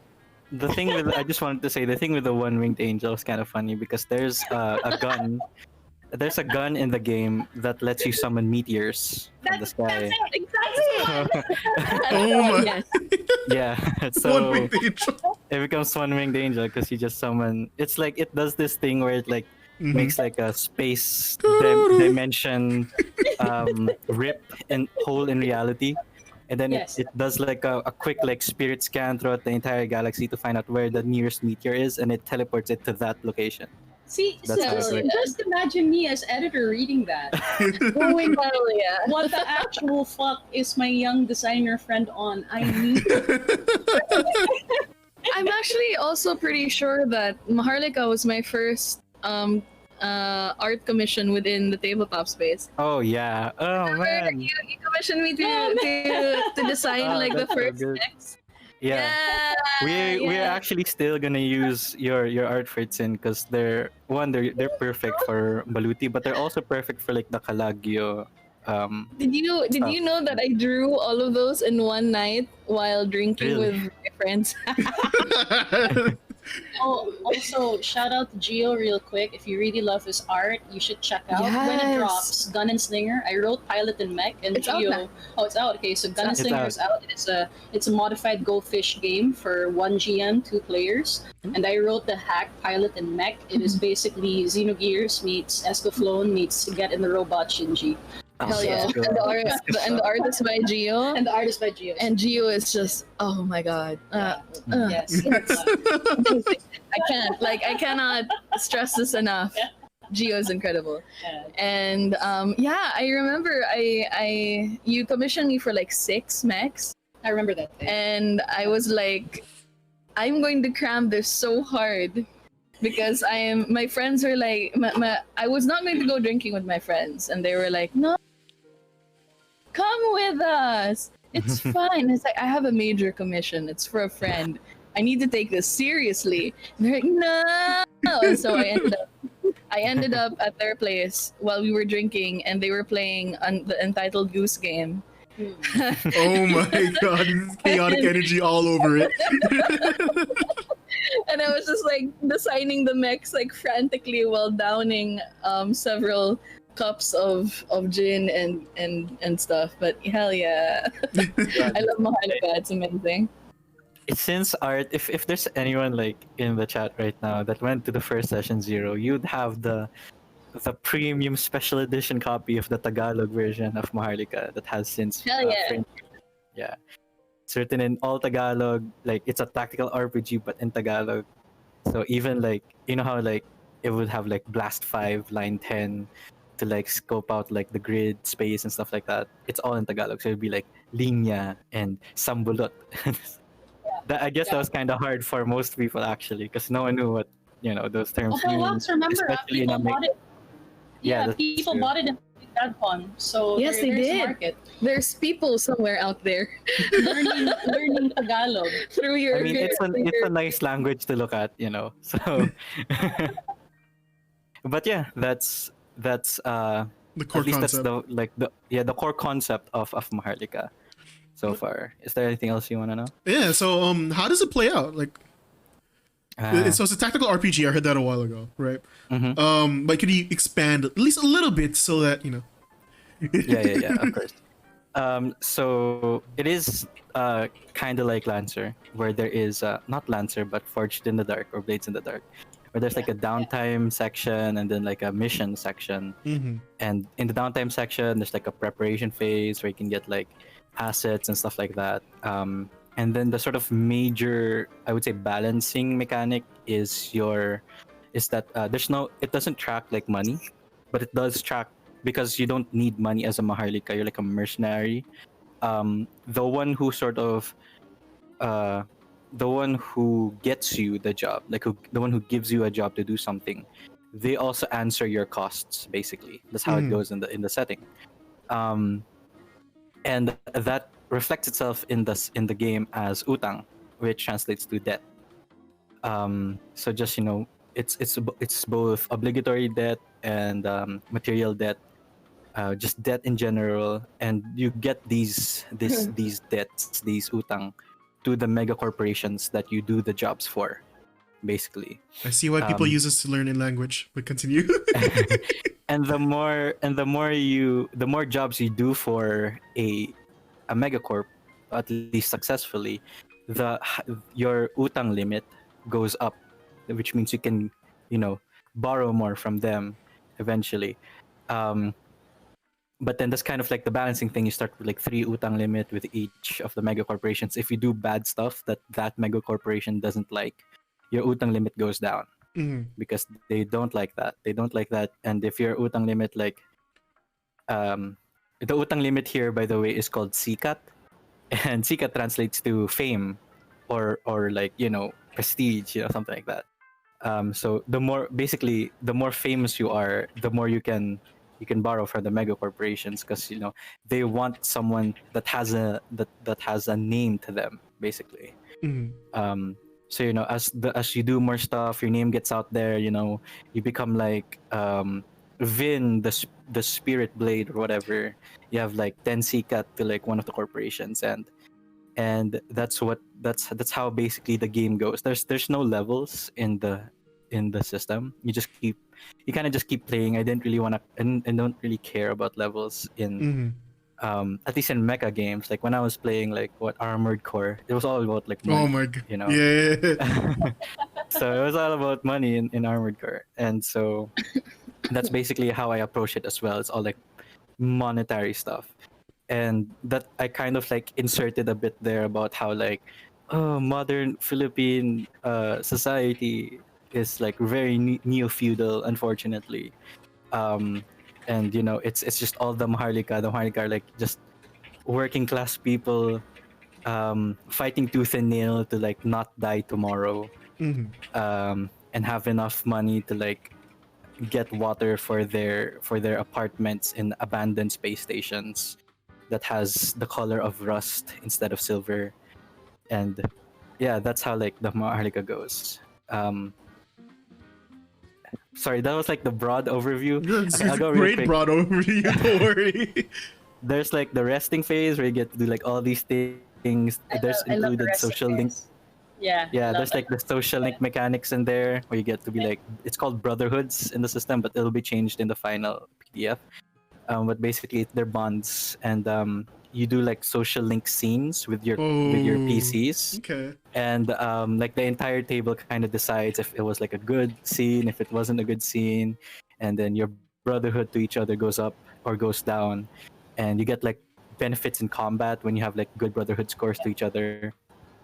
Because it's the Fire Emblem aspect of the game, basically. What I Um, like about it as his editor was, what I love about the Brotherhood system is it's also how Maharlika pilots connect with them being human, because of the whole Diwata machine aspect. Yeah. Mm. Oh, I forgot to say that. Yeah. That social link helps you humanize and realize your mortality and realize intimacy, relationships, connections. So like I said, I will literally fight anybody with my whiskey who insists that Maharlika is Lancer. It's not. Yeah, Like, I'm glad that you Yeah. have that bit, because for me, when I enjoy things like Gundam, I like the pilot stories. Yeah. So I'm glad that there's a humanizing part, because like I see in chat, Gridlock, thank you, Sam. Yeah, Gurren Lagann. So yeah, like there's so much to unpack, and that is just insane. God damn it. Yeah.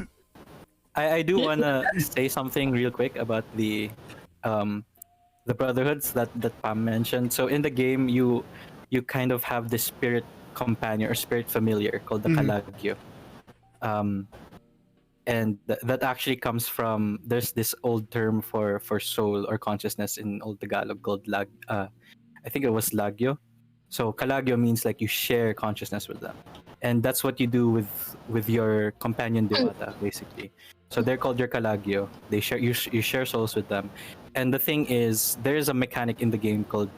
Oh, I just realized how many Tagalog words this game has. But yeah, this this game has like an sort of like an overheat mechanic called Sumiklab, Okay. where you push your mecha to do another action that you want to do in the tactical combat part of the game. Whenever you do that, you get pagsasapi points, because if you want to push your mecha, you give a bit of yourself and a bit of the frame to the Kalagyo, because the Kalagyos are basically gods, right? They're like nature gods, so they're being like chained to these mech frames. So when you give a bit of that godly power, you channel a bit of that godly power, you lose a bit of yourself, basically.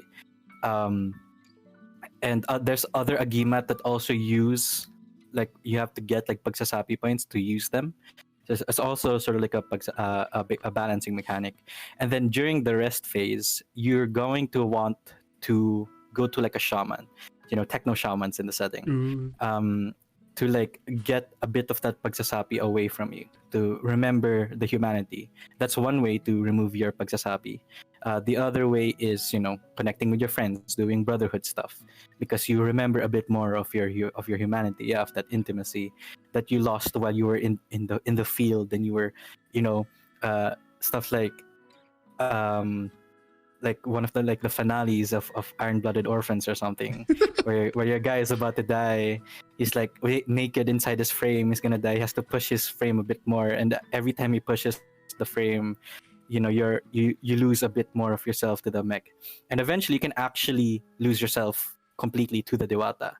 And if you do that, your Maharlika is retired. Basically, you don't have that Maharlika anymore. He is completely possessed by the Dewata. You have to make a new one, basically.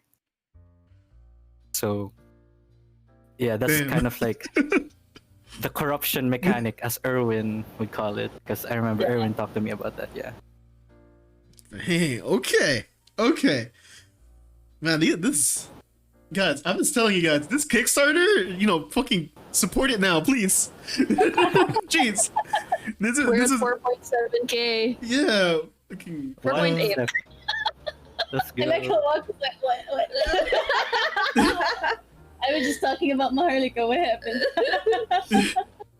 Oh my. I think also, I forgot to mention that one of my main reasons for wanting big projects and insisting on it for our shores is I want to equip all of us with the power to go to any publisher we want, present a completed, professionally cleaned up game, and basically have them distribute it or have them refine it further for selling.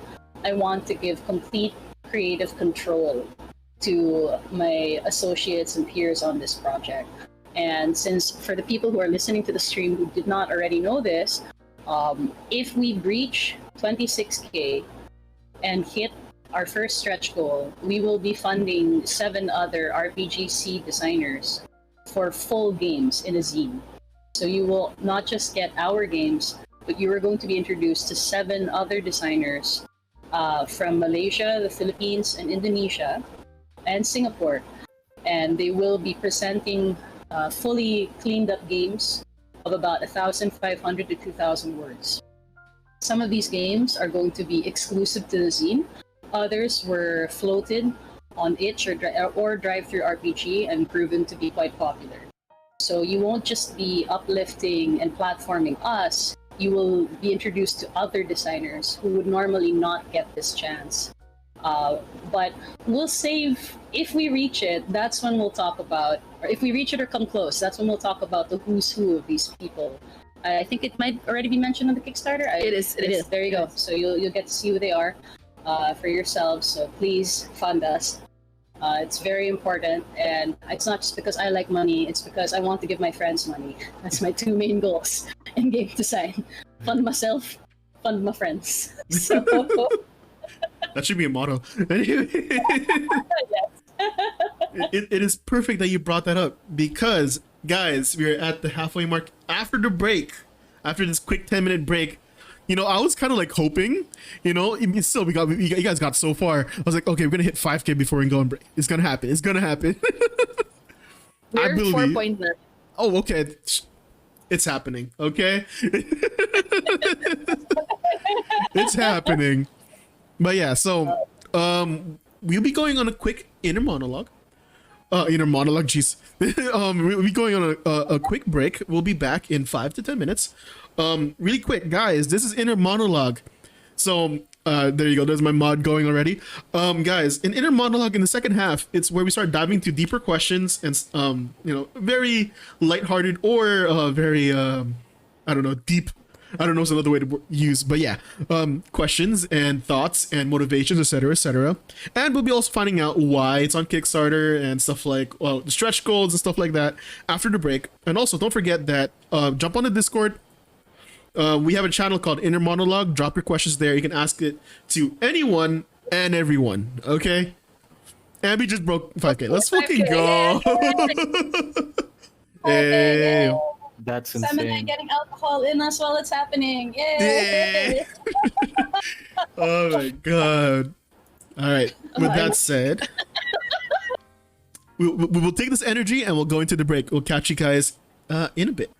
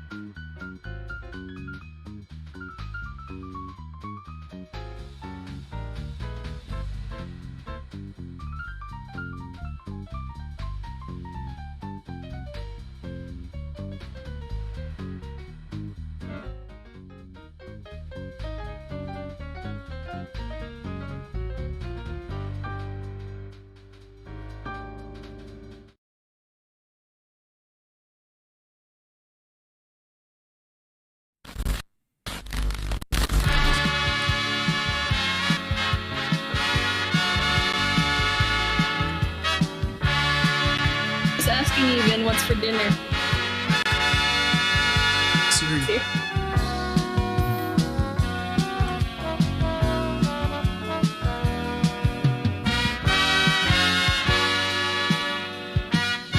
I think people are getting to ask questions.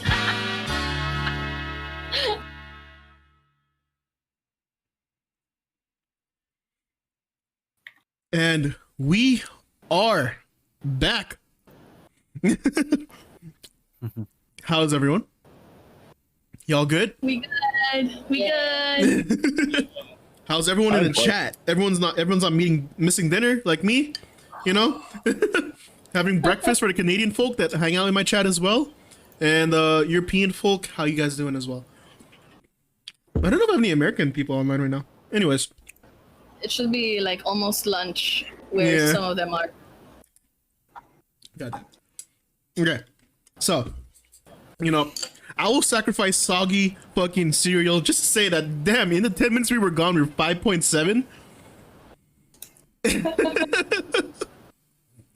That is insane. So, what's it called? Like I said, like I promised, guys, don't forget to drop your fucking questions over at the Discord, yeah? I know a lot of y'all have it. It's there. I believe you. I have my own questions, okay? But you guys don't want to hear me talk 24/7. Trust. You do this every other day, okay? Anyways.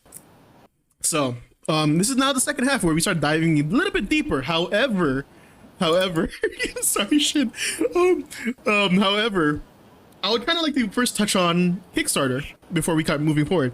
You mentioned before we went on break that you have some stretch goals. Would you guys like to elaborate on it a little bit more? Like, I understand it's for you know, funding other people, fund me, fund others. Oh, what was the motto? Fund my friend, fund me, fund my friends. There we go. But yeah, when it comes to that, so what was the number to reach that part? We are at 5.799. We're almost at 5.8k. Hell yeah. $1. Man, We're $1 away to get to 5.8. oh god damn.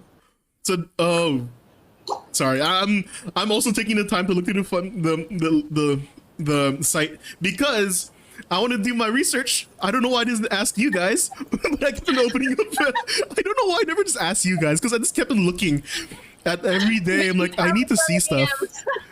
You have me on DMs. But come on, like, you know, after okay. after the few DMs we've had over the past 2 days, man, my brain's been all over the place. I've been doing work. I even Same. forgot to post this morning. But yeah, oh fuck. So I'm looking through what's it called, the Kickstarter, seeing the goals, right? So can we start at level 1? the our short expanded part before we start diving. Sure. Oh, Do you want to go for yeah. that? Okay. So stretch goals, right? Yeah. Okay. So essentially, the main goal is to make sure that all 3 of our projects are professional.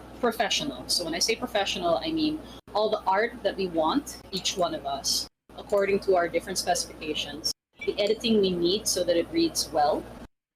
Sensitivity reading for some of us as well. Actually, all of us, I think. All of us. Especially if we did not already have a sensitivity reader or cultural consultant on hand. And I think that about covers like the general. The stretch goal number 1 is for the zine. So again, 7 creators from the Philippines, Singapore, Malaysia, and Indonesia will be featured. Each one of them will be paid, of course, and each one of them will be produced in a full-length game of 1,500 to 2,000 words.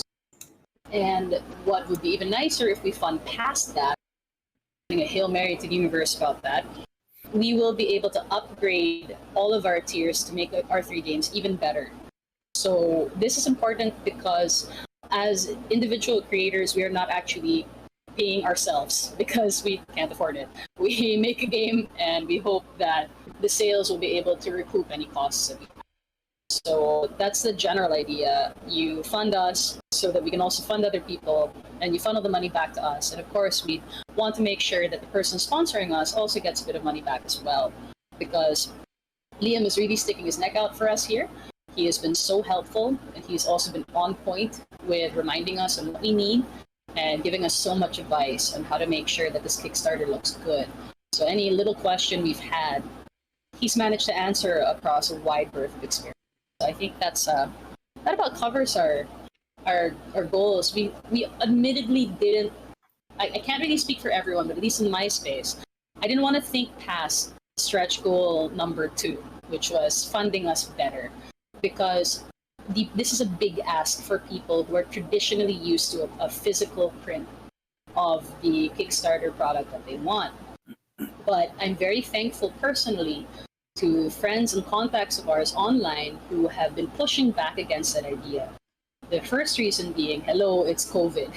Yeah. And then the second reason being, it is onerous to ask 3 designers from Southeast Asia who deal with stuff like taxation and currency exchange laws and frankly corrupt bureaucracy to produce physical copies for all of their back. It's just impossible. Some of us have day jobs outside of design. Others just don't have the means to, and I'm speaking for myself.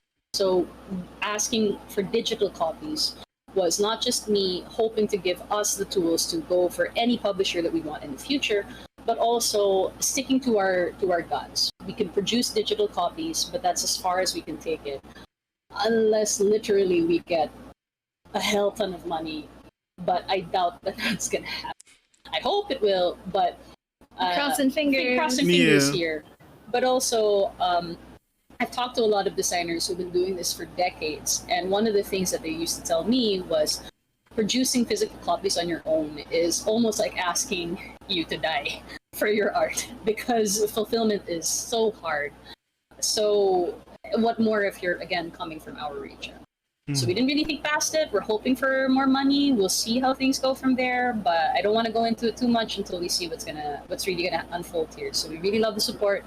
Keep it coming, because the more we have, the more we can pass around. That's definitely a healthy way to go for it. But yeah, just to latch on to one of your comments about physical copies. Yo, in my head, I mean, this is like before the break, while talking to 3 of you guys, all 4 of you guys separately. I don't know why I keep on saying 3. I think it's because the squares on screen. It's the boxes. Yeah, the boxes. But like one of the thoughts I keep on having is, what are the adaptations I want? And like knowing that this is digital, right?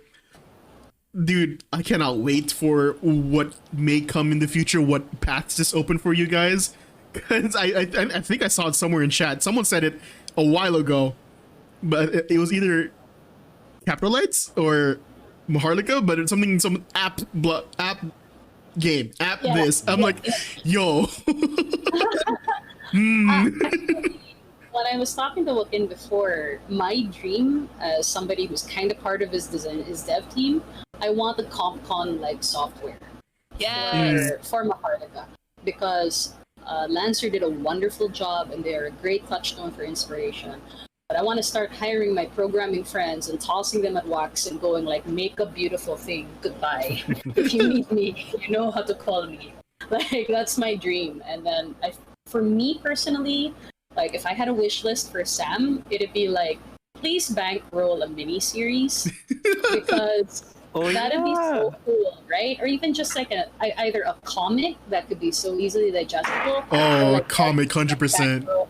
Right? Or like bankroll like a small miniseries, or might even be cool if it's even like a radio show that you can put on Spotify. That'd be so cool.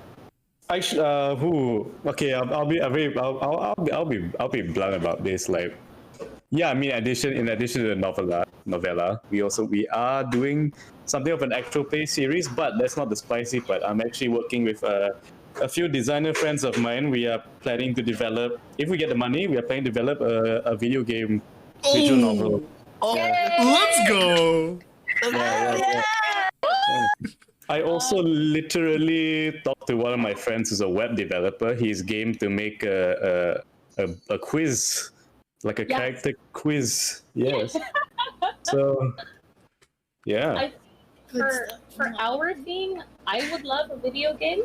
Yeah. I would also really I have so love- many things I want. We But have so many things, like so many things. Like dreams are free, chat. Yeah, dreams are free. What I wish for Navathem's End is a manga, actually, because I think Oh, it's Yeah, I was definitely there too. I was definitely there too. Yeah. Oh, So always can I good. blab a little bit about what I want? 'Cause, Go, a lot go. of the things I want are like merch related, right? Oh yeah. Oh, So ooh. recently, I out of like just my personal thing that I want. So I mentioned that in Navithem, there's these things called the core heroes. It's the core 7. So they're basically like 7 heroes, and they're very like beloved characters of mine. And so I asked a friend of mine, Eliza, who runs Natural 20 Gaming Goods, to create custom dice inspired by the Core 7. And they are gorgeous. Can we get a picture? It's there somewhere. Oh, even better, even better. She created 2d6 for each for each hero, and each little thing has like a 3D printed thing inside the dice that bears the symbol of each of that like core 7. And I remember when I showed it off to my playtesters, they were like, it's like customizable like dice that you can get alongside the game. And I was like, I know, I want it so bad. And this is another thing that Val and I were talking about. Hi Val, if you're here.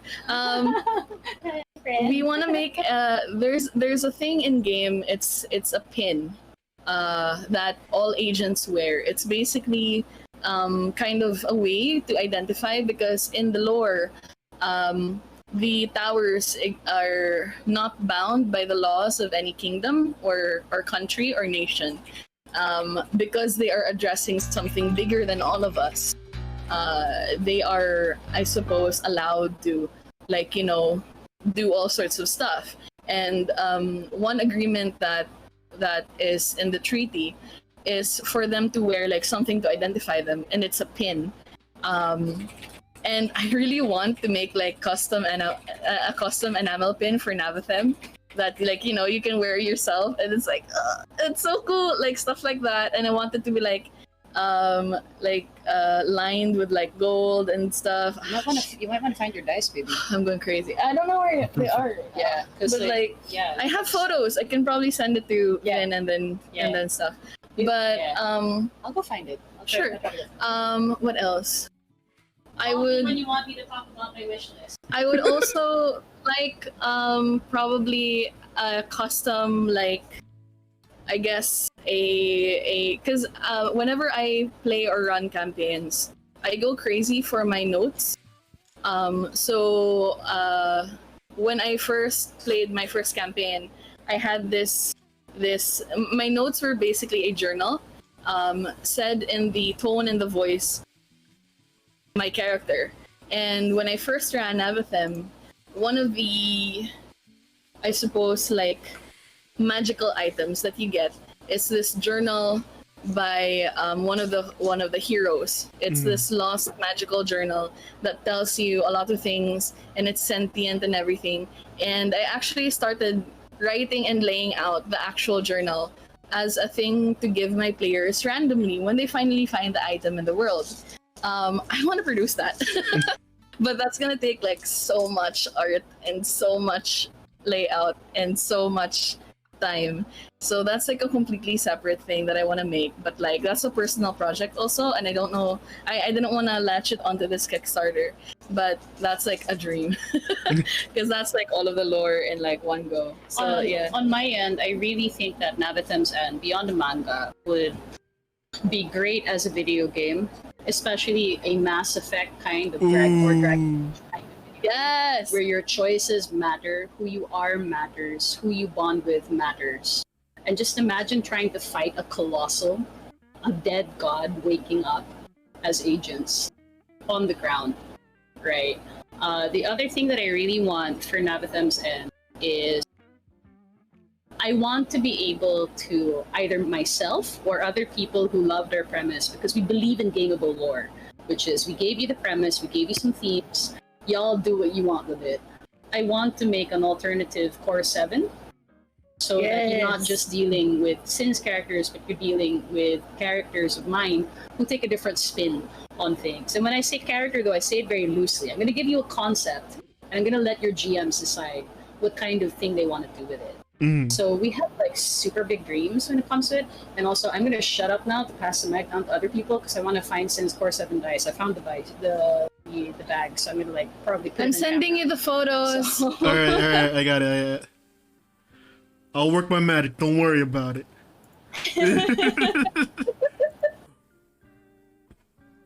Yeah. All right. Yo, And they're gorgeous. oh god, they are gorgeous. They are okay.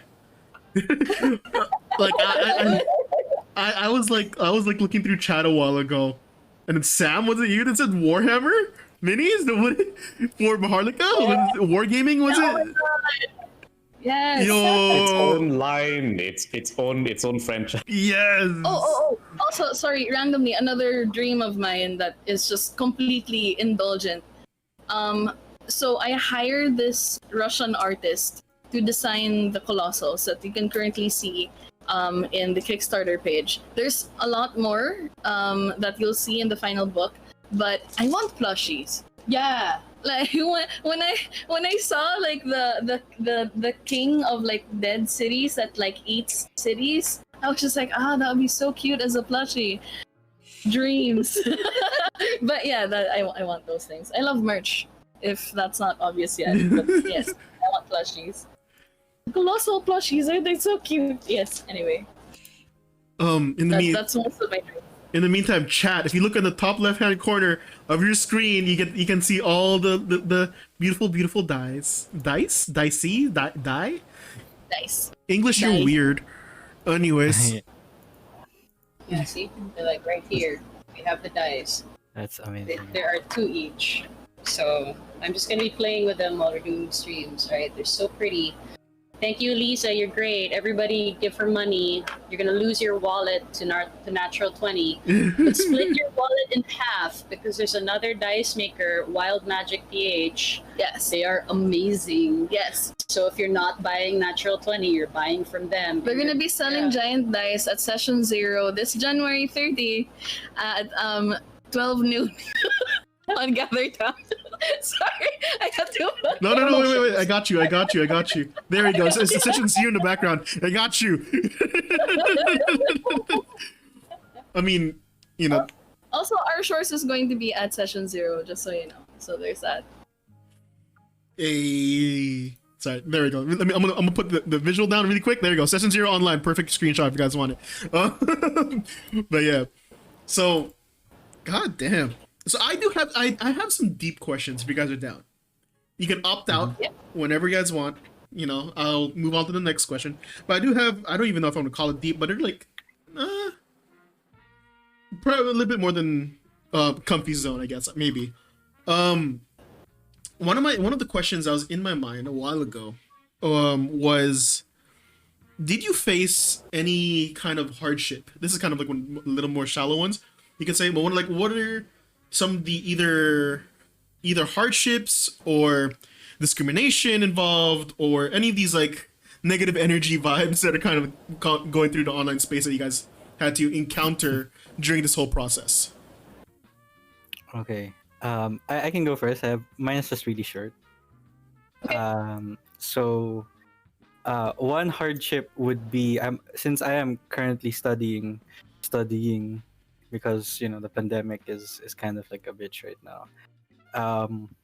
While I was writing Maharlika, well, not writing and translating it, I keep laughing. So I'm a philosophy major. Ooh. So one of our majors is logic. One of our major subjects is logic.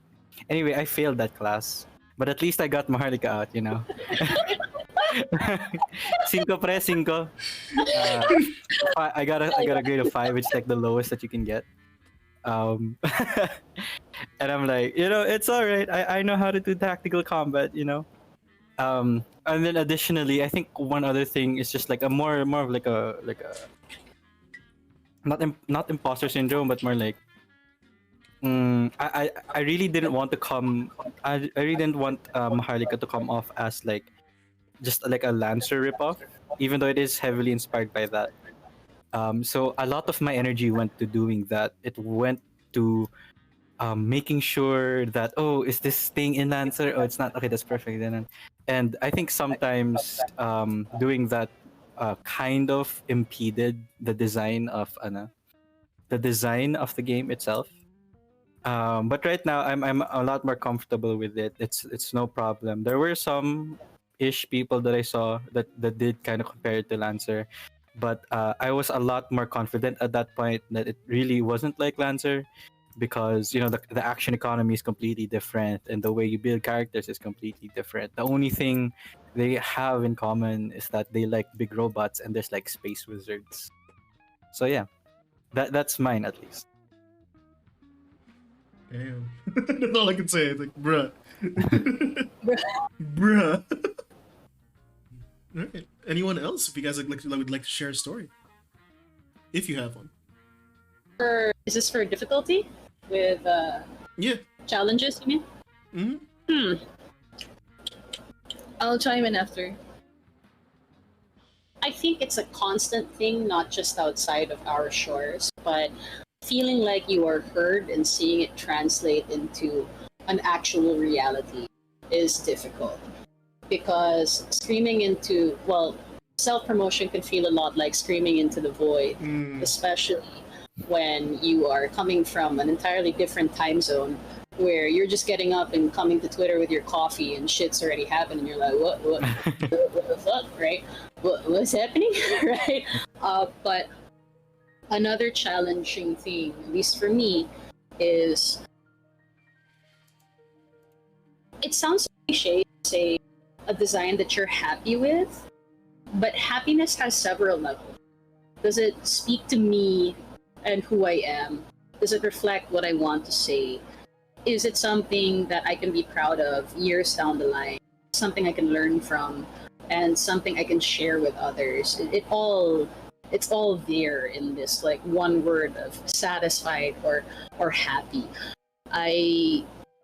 In my design space, there are games that I deliberately designed to incite a particular reaction.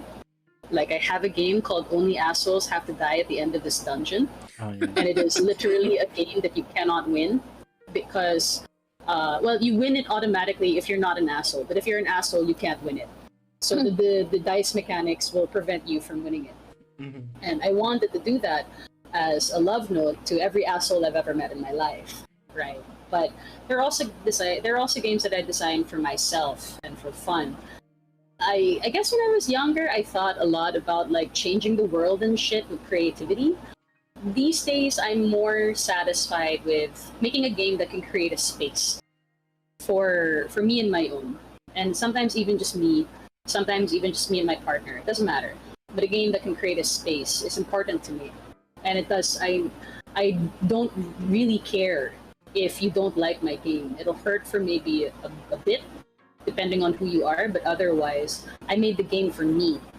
And I don't think I need to explain a lot of aspects of it. Because another thing that happens very often to Southeast Asian designers especially is there are many expectations from people in the majority spaces of how our games must look like. If then they're not authentic, if it doesn't hit the following milestones, right? But that's a very white way of thinking. And as I grow in game design and meet more people who hire me for me, I increasingly don't care about that because I don't want to have to keep pandering to someone else's audience. And I will be professional, as those who have hired me, I hope, feel that I have been professional. And I will do what you want me to do, short of selling my soul, I guess. But when it comes to my projects, I want to be able to look it in the eye and say, this is mine, and it won't be anyone else's. I am giving it to you to play with, but at the end of the day, it is mine. Mm-hmm. And if it does not meet your expectations, well, too fucking bad. Thanks for the money. That's how I treat design. It's a cycle, right? Like some people say, how do you do it? How do you be satisfied forever? But the truth is, you never will be. And you'll always have moments of like, what the fuck am I doing? Why does it suck so much? And that's part of it. Mm-hmm. And I want to reach that point where I'm more satisfied than I am upset. I'm getting there. Maybe that'll change in 5 years or 10 years or whatever, but I'm happy to reach it for now. Okay. Damn, that's all right. So, anyone else? I don't know why I wasn't expecting this kind of stuff. I actually would like to add on to that because, like, I'll be honest with you, like, I was around since the lyric wave came about, like, so I think for me, right, like I realized like making the stuff that was like true to me, which is stuff which explores tough topics and stuff like that. It's I realized like the more I marketed myself as like an Asian designer, the more popular I got, and I was like, wait a minute, what I want? Mm-hmm. Like, is the fact that I'm Asian give me more value? Like, I'm fine with that, but like, you know, like, and then like we have the recent discourse of like Kickstarter board games, which are designed in wonton font and like, I mean, I can say it because I'm Chinese, but I'll describe it as very like, because that's what it is. It's very like Oriental, very Chinese aesthetics, you know, like, and I was like, that stuff sells for some reason. So in a way, like me making Capitalize is me going like, no, this is like, yeah, this is my history, this is my heritage, but this is not who I am. Like, who I am is just a guy who goes to cafes, who goes around dating, who's trying to like establish a career for himself, who's trying to like find like a decent direction in life. That's like my experience. But like all these things which people expect me, a Chinese Malaysian, to do is to put in my games is like, I'm not going to make a fantasy game about Malaysian mythology. I'm pretty sure that'll sell very well. And it's fine if you want to do it, but like, I don't like the expectation that I can only be popular if I have that. And it's like, I'm just, every day, I think like a lot of our designers going like, I just don't want to do that. And okay, I mean, even Malaysians are like, Malaysians have this thing where you really only get popular in Malaysia if your work is like distinctly Malaysian. Like if you have those Malaysian aesthetics, you talk about the Malaysian cultural thing, but the truth is like, that's not my lived experience. That's not why I relate. It's not what my friends relate to. Like, that's fine. Like talking about Malay culture, our history, our independence, that's fine. That if you want to talk about that, that's great. But like, I don't want to have to feel like I have to do that. I have to talk about that to explore that just so I can get seen. You know what I mean? It's so yeah, I'm just very happy that you know, people are paying money to buy and like see games which are just about like, you know, just like about stuff I want to make, which is me. It's Asian because it's me. You can be a white person and capitalize. The game will still be fine because like, I mean, I know white people in real life. You know, it's just the game is written from the perspective of me, and I'm Asian, and I think that makes a lot of difference. I think, like in ways that like it's not immediately obvious. Yeah. Yeah, there's a lot of truth to that because I what's it called? Because I also personally encountered that kind of vibe from time to time. Because I have a strong identity crisis. I'm gonna take a moment if you guys don't mind. But because I have a strong identity crisis because you know, passport is Filipino. I look Filipino, but I didn't grow up in Philippines, right? So you know, the identity of, you know, being an Asian creator, stuff like that. It's really weird, you know, as you go through the space and you see all these things go. And it's kind of funny is how it took for me. It only took me until this year to realize all these aspects of what it means to be a quote unquote Asian creator, right? You know, like I remember before I had this mentality is like, oh, freaking. I should market myself as an Asian creator. I should keep on doing this and doing blah blah blah, you know. And the baseline of where it was coming from was completely wrong. And I think it was in the recent inner monologue show, which was last week with BJ. You know, you kind of just touched on it, Sam, where it's like, you know, your work is Asian because you are Asian. It's not Asian because the content is Asian. No, it's wrong. It's your work is Asian because you are Asian. And that concept of identity, that concept of the kind of place we are in, really speaks from that. I would say, and a lot of the things you guys are doing, you know, for me to see this happen, I guess also for people in chat is like it's very heartwarming in a weird way. I don't know why that's the choice of words I went for, but it's like it gives you that sense of relief that. Even if I create, I don't have to feed into that stereotypical concept of, hey, I'm putting out Asian content. You know? No, I'm just putting out content because I want to put out content. And that was pretty much it. Anyways, sorry for that quick rant. No, it's real. It's so real. If I may add, honestly, well, we're talking about hardships, right? For that very same reason, like Navatham almost didn't happen, honestly. Very early on in the development of Navatham, I was getting a lot of weird comments from people who maybe were well-meaning, but like I personally can't take it as well-meaning sometimes. They were saying a lot of things like, oh, you're a Filipino designer, your handle is Diwata ng Manila, etc., etc. Why are you making such a white game? Because for some reason people keep assuming that Navatham is white, right? And like I can see how like people might think that, and it's taken me so long to own it. And sometimes I still backslide and I still tear up about it, but like I don't think people understand how hard some of us have to be comfortable with our own identity. Like I'm no third culture kid. I grew up here. I grew up in the province. I've never been outside of Manila. And yet people assume that a thing I'm writing is white.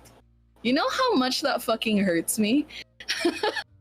Like, okay, maybe you didn't mean it to be terrible, but like there was a time where I think I remember telling Pam this. I was like, you know, I think I'll be happy with Navatham not coming out anymore. Maybe it's just gonna be a game that I'll just play with friends, you know, and not have to tell people about, because I was hitting a point where I felt shame. Like why aren't I making a game that is so, say, explicitly Filipino? And it took me a long time. Like I think Navatham literally stopped production for about a year because I couldn't quite stomach that, and I couldn't quite swallow it.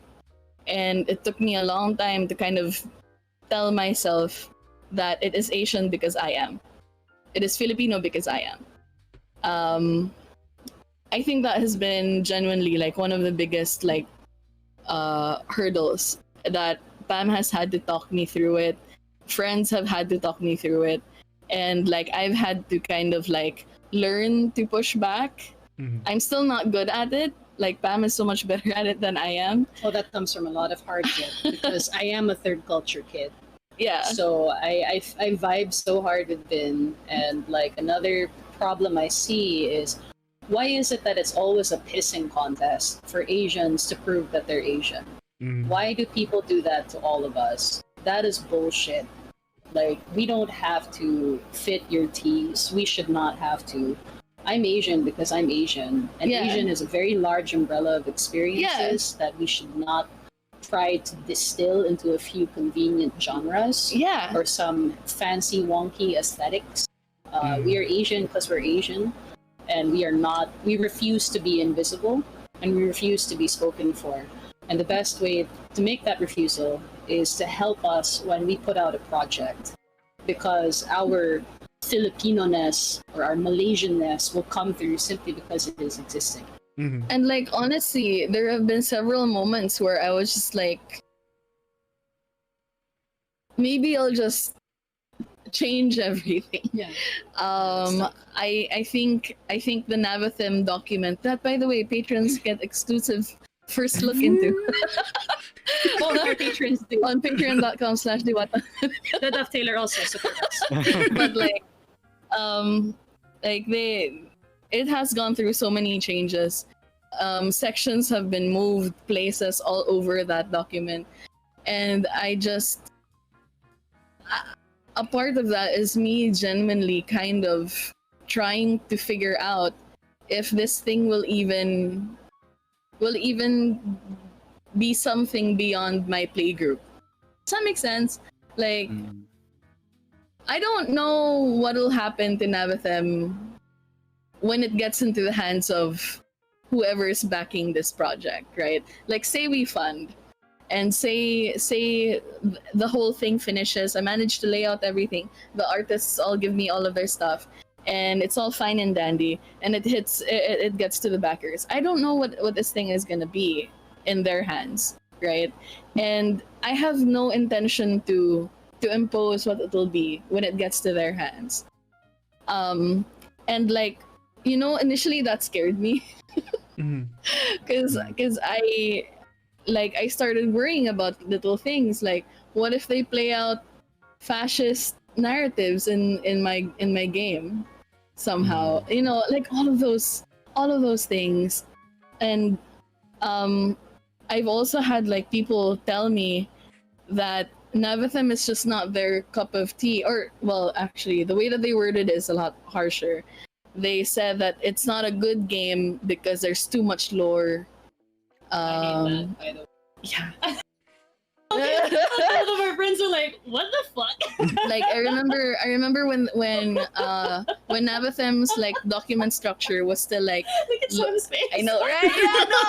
Yeah, no, No. See, here's the It's thing: not like, D&D basic relies on law. Like, it's like I've been told so many times, like, why do I have to read so much lore? Why do I care about the timeline of the continents? Why do I care that the times of chaos happen? I don't know, because you're gonna be playing an agent that's gonna be digging into all of this lore. Like, maybe give a shit. I don't know. I'm sorry, but like, No, don't be sorry. Don't be sorry. but You like should be for thankful real there's though. context.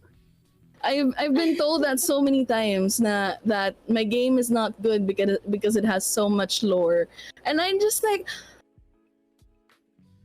okay, then don't play. What the fuck do I do with you? What do you want? No lore? But, like, Fine. but I didn't respond that way before, right? Yeah. Like my initial response to Shame. that was like shame, and I didn't know what to do. That's why the game paused production for a year, because I was like, do I remove all lore and just make it a sandbox game with just mechanics? But then like, what the fuck are they gonna do? Also, Yeah, it was exactly. it was honestly hurtful to hear that coming from other designers. Yeah, for sure. And I'm gonna be the bitch in the room and say some of those designers were also doing lore-heavy games. So you really have no Exactly. business telling my partner and me that the subtext was that somehow you're allowed to do it, but I'm not. Yeah. Like, what? Yeah, because What? just because like the lore in my world like was leaning towards I guess like steampunky narratives, and their lore was something else, like, and I remember somebody told me before that like steampunk is so like overrated, and like Navathim isn't even steampunk. It's never been steampunk. Why do you keep saying it's steampunk? Go away. It's just like, I don't know. Like there's been so many weird things said about Navathim through the years, and like I have so many stupid stories. I But think yeah, Sin has seen me do this enough. Like whenever people like give me stupid comments like that on my game, I'm just like, okay, bye, fuck you. Like I'm gonna shank you. I have a reputation in certain circles for being the battering ram of RBGC. Do you want to see that firsthand, or are you gonna walk away? live and in the flesh. Yeah, like, please don't do that. Please understand that there's a difference between preference and critique, Exactly. right? Like, and I think all four of us vibe with that. Maharlika has its lore in the game, and Capitalites is a living story of a designer. Like Sam said it himself, that's his life. If you told him that his lore is bad, are you telling him his experiences don't matter? Right? Like, please, apples and oranges and strawberries and bananas, guys. Like, chill out. If you don't like it, you can shut your lips, walk away.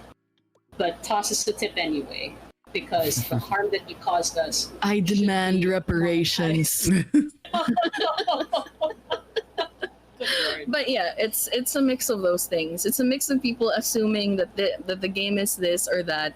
It's a mix of people assuming that I can only design this because I am this way. And it's a mix of I suppose not taking me seriously, you know? I don't think a lot of people have taken me seriously throughout my entire game design career so far. Because I am, say, like not a big name, or I am because I design certain types of games, because I'm this or that or whatever other box that they choose to put me in. I just don't play my game if you don't want it. Just go.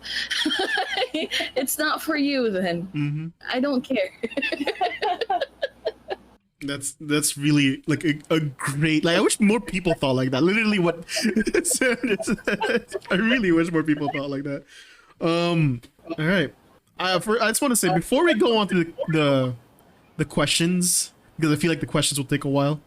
I just want to say thank you for coming on the stream on the day you guys launch and sharing all of your successes and continuing successes. As I see 8K, by the way, chat 8K. Let's keep it going.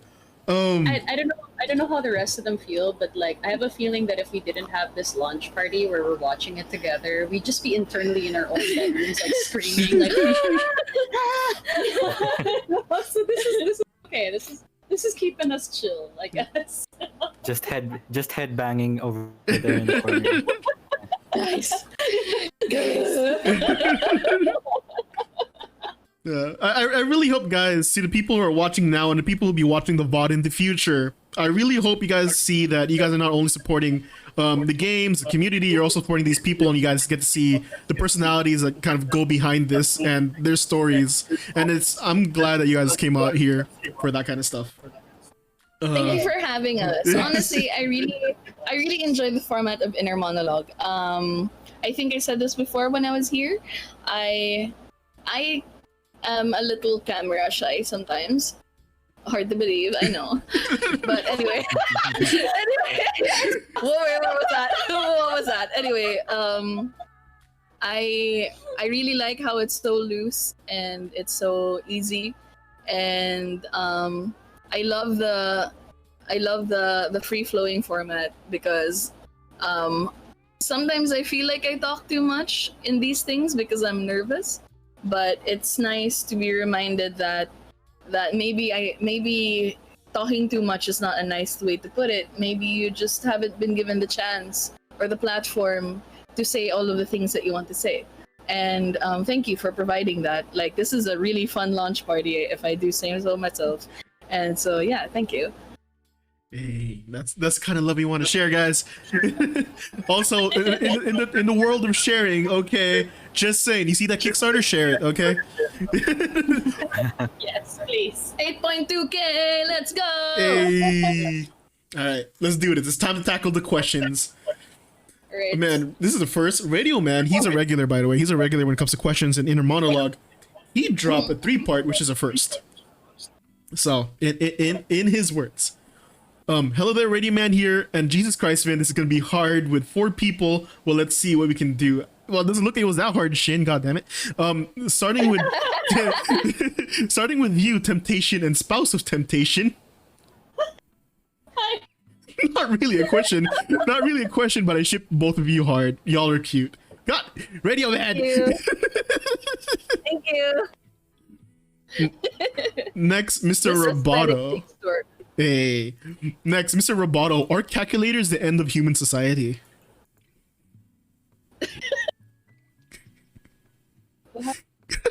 Like, are you thinking about this? Are calculators the end of human civilization? Society, he says, in his words. Society. I'll let Sam answer that because it's society. It's the advancement of in the future we'll all be calculated. Oh, see, just the So wisdom. punk. I love it. The wisdom. Haraway cyborg, the body is structure or something. I don't know. Yeah, Yes. cyber capitalites when. Cyber It is capitalized. cyberpunk. It is cyberpunk. Ah, that's true. That's true. Southeast Asia is a cyberpunk world. Yeah, True. Very true. Especially according. Never mind. Yeah. Yeah. And lastly, Mr. Capitalites. So I searched up Capitalites and saw your Twitter account. I'm deadly curious. On your cover photo on your profile, what does a pink sneaker taste like? You weren't expecting this, were you? Cody, degenerates in the chat. Just saying. Wow. This is shallow level shit. Huh. Sam I'm is very. Don't ask me shit like this when I'm drunk, man. Come on. Let's see. I was. I'd say like it tastes like the most frequent dating phase of my life, because like that I took that photo, when I was exploring. So like looking back, and when I go back and taste the shoe, when I go back and suck on it, I go like, yeah, this is what it was back when. I don't know what you want me to say. Come on. Like pink doesn't taste like anything. All right, you heard it, Radio Man. Okay. All right, here we go. So, it continues with you. So, Sam, if he can call you that, I want to ask you about this thing on Twitter that, oh my God, another Twitter question. On Twitter that I saw. What troubles did you have? Oh, never mind. What troubles did you have on playtesting your game? Seems like you had some hair-pulling moments from it. What? I don't know what makes you say that, but okay. It sounds like you scrolled very far down. I'd say, okay, like serious talk. The biggest issue with playtesting it was like the fact that different players approach the game differently. Like I first started out with tokens, BOB tokens. Some people love that, but like the more I played it, I was like, wait. The more I ran it with players, like different players, they were like, the tokens are getting in the way. Like they're limiting my options. Like sometimes I have too many tokens. I don't know how to spend them. That sort of thing. So I just ditched them, and it went very far for like. Very, very well for quite far, but then like I ran with some other bot gamers, and they were like, "There's no structure to the game. I don't know what." Oh, your mic cut out for a bit. No, cause I removed the tokens, and a lot of people found it some people, bot gamers, found it very mentally taxing. To come out with the writer's room thing. So like the hardest part of playtesting was just knowing how to give different people options for different types of play. So like some people don't like rules at all. Some people do whatever the hell they want with it. You can do that. But if you want to have a more structured game, you can use an episode guide. You can use prompts, the random table, so you'll be able to structure your game more if you want a more structured game. But because there's no dice, because there's no tokens, it's still quite free form. I mean, how do you have failure in a game that doesn't exactly have well-defined failure? Or how do you design failure for a game which you want the characters to fail? So like, yeah, Yeah, so that's the hardest part, like learning how to create different tools for different players. He follows it up with, other than that, have you had misunderstandings with people so far? I mean, there probably is, but he is curious about it a lot. I don't know what you mean by misunderstandings.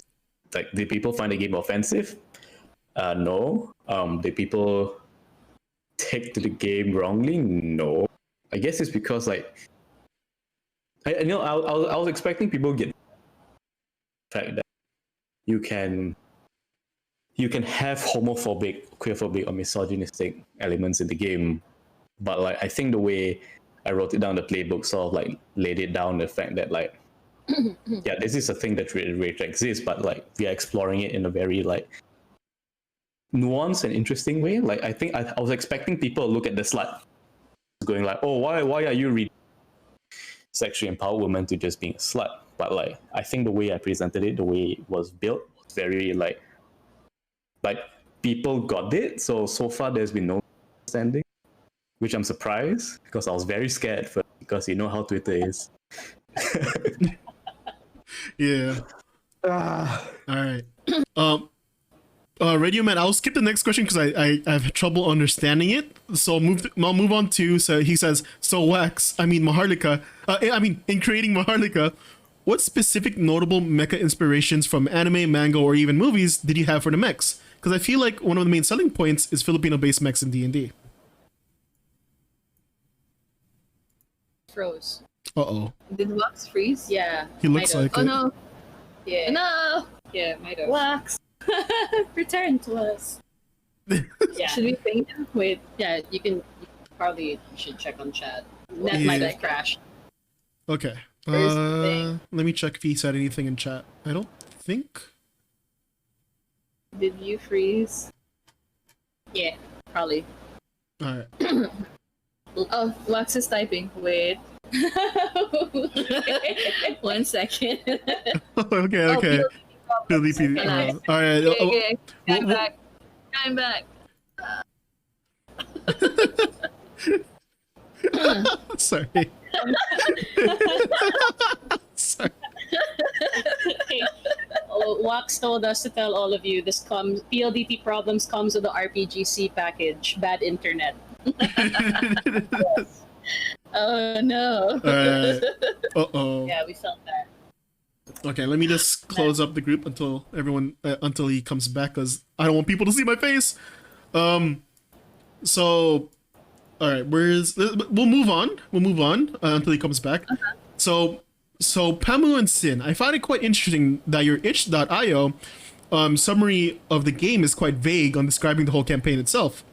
What was in your mind while making that? I'm probably overanalyzing, but nothing wrong with asking, I suppose. Well, I'll throw that question back to you, Radio Man. What do you think it is? It's terrible. No, I mean, there are secrets to behold. And many, sometimes you have to decipher. I'm kidding. I think that's basically because when I first wrote, sorry, I'm being a little shit. Don't worry about it. Don't worry about it. When I first wrote that, I guess, page on itch, the game wasn't properly done yet. If that makes sense. We were, I think, at 60%, but I was very sure that I wanted to release it early. Rather, I wanted to release it in 2021. Yeah. So I think at the time we still didn't have combat mechanics. We still didn't have like the finalized like XP earning stuff. Like there were a lot of parts of the game that were still undone. Also, being real on like that side, we really wanted it to be a teaser on the Yes. pretense that we would return to that later or have the preview document available when the Kickstarter dropped. Yeah. Because both Sin and I are full-time commissioned game designers. And on Sin's end, they've got their layout and art. I've got my editing and consulting work. So we did not really have the time to focus on it.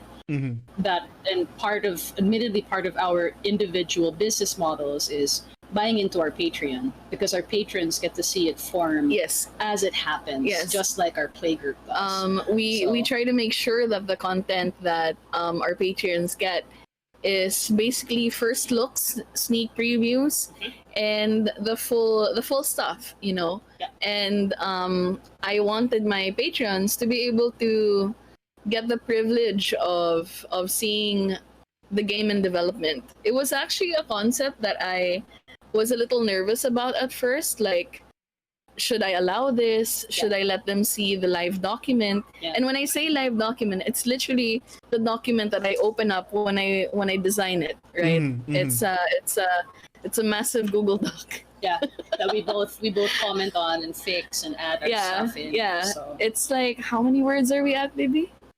50 plus, 60 plus? I just saw our pages. We're like 90 to 100 something. Yeah, for Yeah. sure. Yeah, thereabouts. We're gonna have to split that that GDoc at some point. But anyway, because apparently Google has limits. Oh, Google Docs has limits. who would have thought? Who would have thought? we didn't know. We didn't know that, like, apparently Google Docs could have a limit, but it does. So yeah, I wanted to keep it vague, but I wanted to make sure that the Patreons could still get everything. And that on the itch page is basically going to be where I guess things drop beyond Kickstarter, I think, unless we get like a publisher. Maybe. Wink, wink, nudge, nudge. Future viewers. Anyways. But basically that's the plan. And a part of it was also me. I had kept Nevathim very secret for a long time.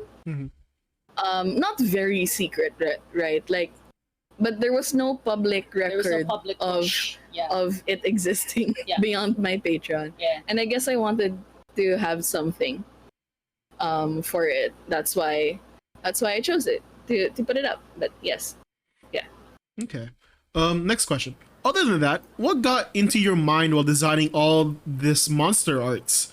Like, any inspirations or any sort of design process you have in creating them? Ooh, yes. Well, how do I begin?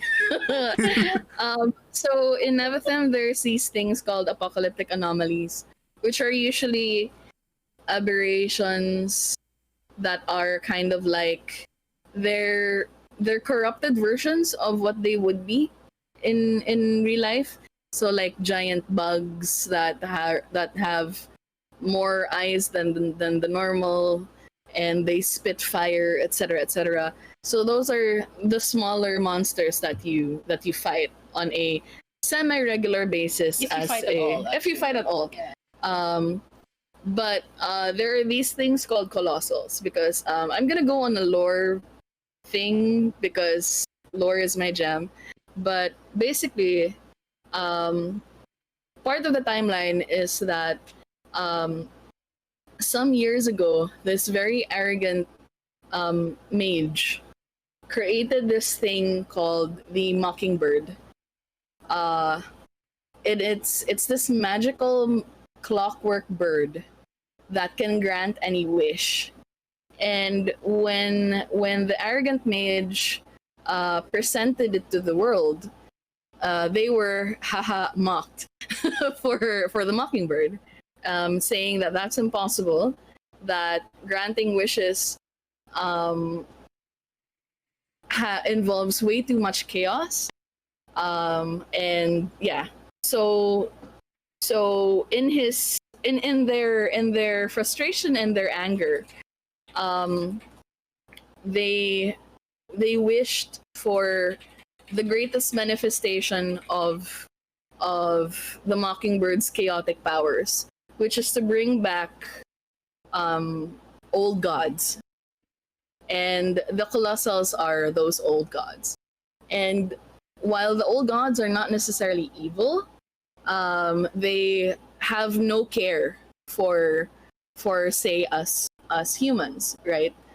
So they kind of just rampaged around for a good like 10-ish to 15 years until eventually heroes found the mockingbird, because what the mage did after wishing that and after bringing the colossals to life is they released the mockingbird into the wild for it to never be found, and the condition is that the wish resets every every 100 years. So after no every, what was my lore, every 10 years yeah, there was, sorry, it's not 100 years, it's like 10 years. Yeah. But anyway, so that's basically what happened. Heroes found the mockingbird, they wished the colossals away. So now in the world you just have like stragglers of random colossals still in the world, and you also have structures that were former colossals in the world. And I hired this incredible Russian artist, saying, here are some colossals and their concepts, please make art. And that's why you have what you have right now. It's honestly, when they gave me their draft, I was so mind blown that I thought it was final art. Because it was so good. It was just it's, by the way, it's at okro_chan on Twitter. That's the artist. But and like, little do I know that after I said, oh, these are so great, can I use them for marketing? And they were like, oh, it's not the final stuff yet. I'm like, what? So the final stuff is what you're seeing, and it's incredible. It's amazing, and I made a good choice looking for that artist and choosing that artist, because like, they're one of the first Nevatem artists that I took on, that I hired, and I spent big money on these colossals out of my pocket. So like, I'm really, actually, I don't regret that at all. It's so gorgeous, it's so beautiful. I will type the Twitter of that person, of that artist, on the. But yeah, that's mostly what happened with the monster designs. You know, for some reason, I wish you got the same treatment as me. There's one meme that always goes around when I start talking about lore, and is that Always Sunny in Philadelphia. Is it? I think, was it where he's pointing at the board with all the lines? I have a conspiracy board for Nevatem. Yes. Man. Yes. People who make memes in my community, okay, you know what to do. Just don't do it just for me. Let me link you. All right. But I have it because Pam and I were thinking, wouldn't it just fit so well to have a conspiracy board for Nevatem? It's gonna be in the art somewhere, in the book somewhere. I haven't figured out which part yet, but it's gonna be there. Yeah. It's just so funny. It's so cute. The conspiracy board was made by Cali Starflower on Twitter. Thank you so much. Damn. All right. We'll move on to the one of his last questions, because I feel like there's another part. Before we go back to Wax. By the way, welcome back. Fund internet, please. it comes with the RPG SCA package. Yes. Bad internet. All right. In creating the lore, what helped in cementing all of this monster and creatures into it? Like, did you have any? Did you have to create anything new to put them into the world, or this is for the Nevatem team, by the way? The essence of monsters for the both of us is something another designer talked about in their blog before, that most game designers get the idea of monsters wrong. They assume that game worlds just have them, when in actuality a monster is something that exists because there is a problem or a crisis or an injustice. Yep. So our binding principles personally for our monster designs, because let's recall that this is a PBTA monster of a game. Yep. You can do your own thing here. But for us, we create our monsters using those principles.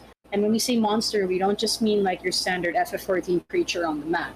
It could be that gang boss that you will end up facing who has been driven mad by the anomalies of the chaos. Yep. It could also be a former agent gone rogue, which may be spoilers for some campaigns I may run. But things like that, like a monster exists because there is a problem.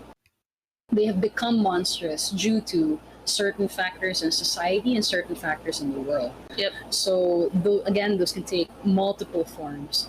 Our current campaign, for example, has a lot of ghosts and spirits in it rather than monsters because of how our players put their narratives front and center. Yep. Because we have some players who play characters with specific backgrounds that deal with spirits. Yeah. And I'm pretty sure that if I ran a game of Navathem, it'd be very different according to what people choose.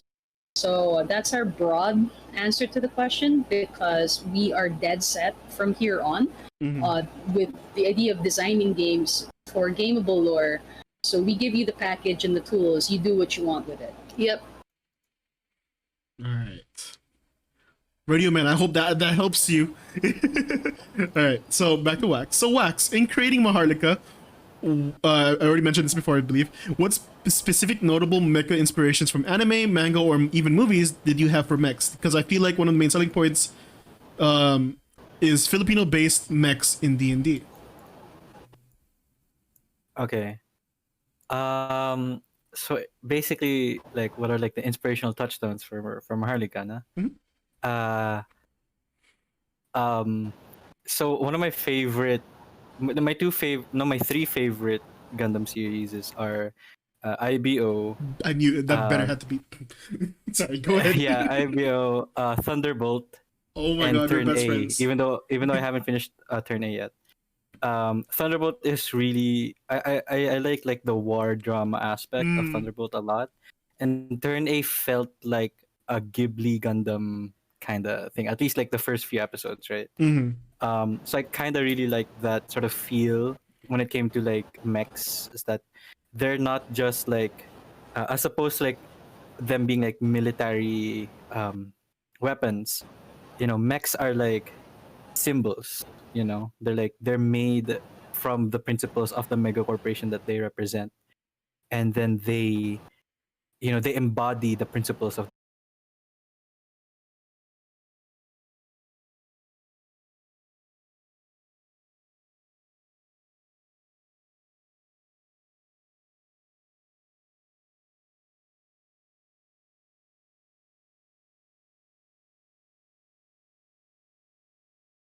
So, if you look at the SDSK mecha, who are the military-focused mecha, you know, they're very techno, they're very industrial looking.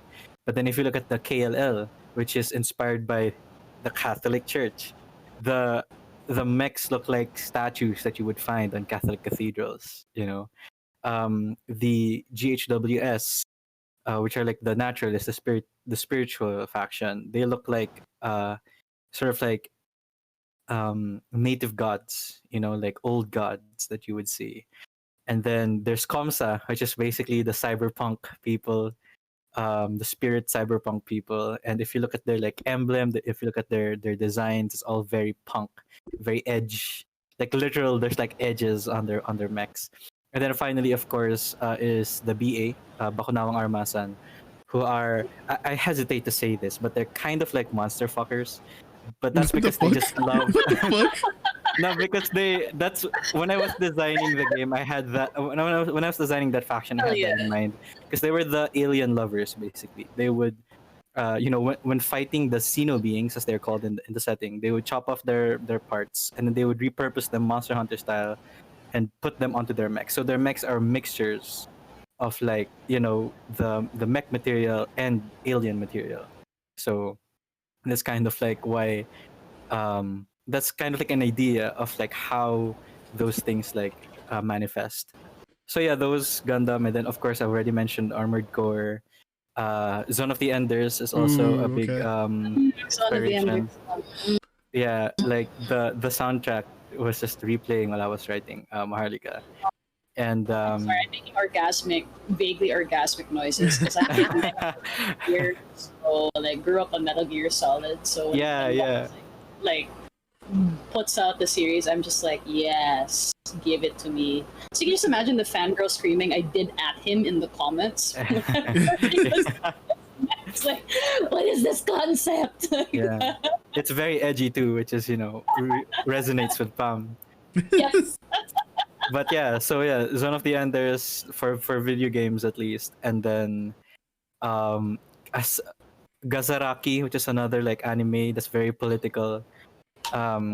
It's like a spirit mech kind of thing, and then I guess the last would be the last two would be from Western side. It would be Transformers because I love Transformers. I like robot martial arts that the new Bumblebee movie had. I don't know why, I just really liked it. And Pacific Rim, Ooh. but that's like a given, that's like a given. So Hell yeah. I just like the bonds part of Pacific Rim a lot when it comes to like mecha stuff. So yeah, that was definitely those were like the main inspirations for Maharlika at least. I like what Hamster Defender said. This is now a list of mech games to play and shows to watch. You Yes. did hit every sweet spot. Yeah, Zone of the Enders is great. Yeah, I recommend Zone of the Enders. In the creation of the blueprints of the mecha, what came into mind? Like what customizable parts and such to be used to interchange and such? Oh, I kind of cheated on that part. So, and by cheated, I mean I just kind of stole the idea from Final Fantasy Tactics, where you could just slot in like skills that you already had. So basically, the main way to like customize your mech is you would have a frame for it, and then you would attach like the weapons and then the systems and then all that other stuff. And then I say it's inspired by Final Fantasy Tactics because the 4 types of equipment that you can get are weapons and then reactions and then support skills and then movement skills, which is like the spread that you would have in Final Fantasy Tactics. I just used that.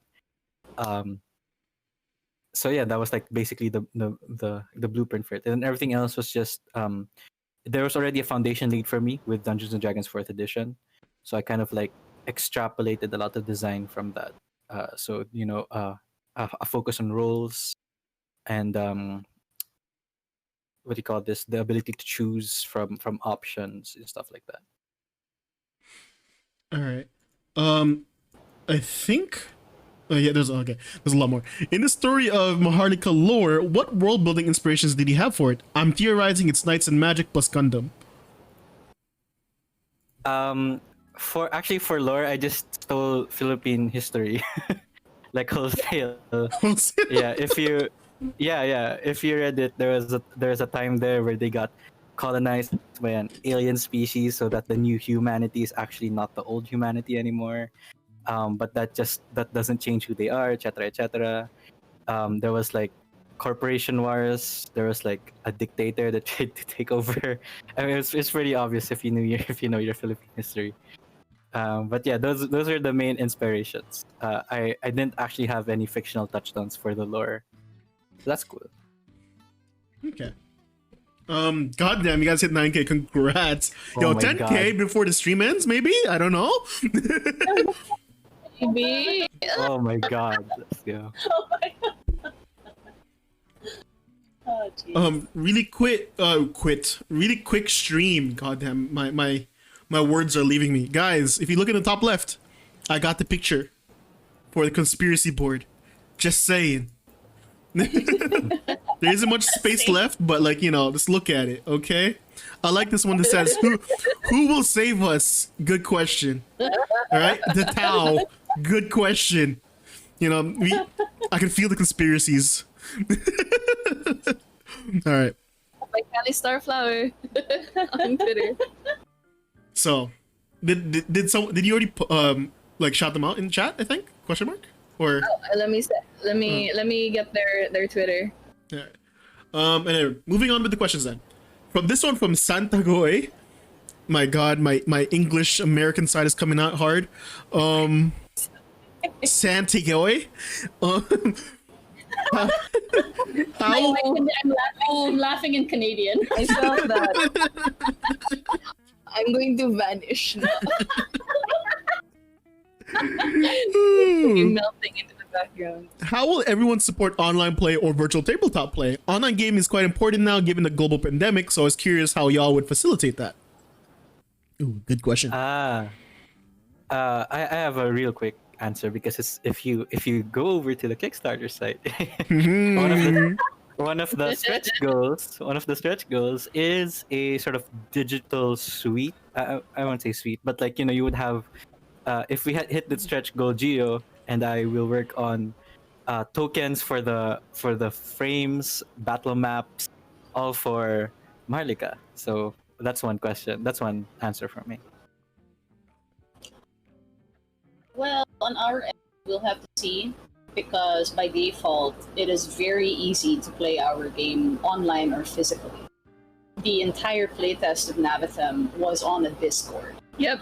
So it's so easy. A player generously made character keepers, much like how the Gauntlet community makes character keepers for their stuff.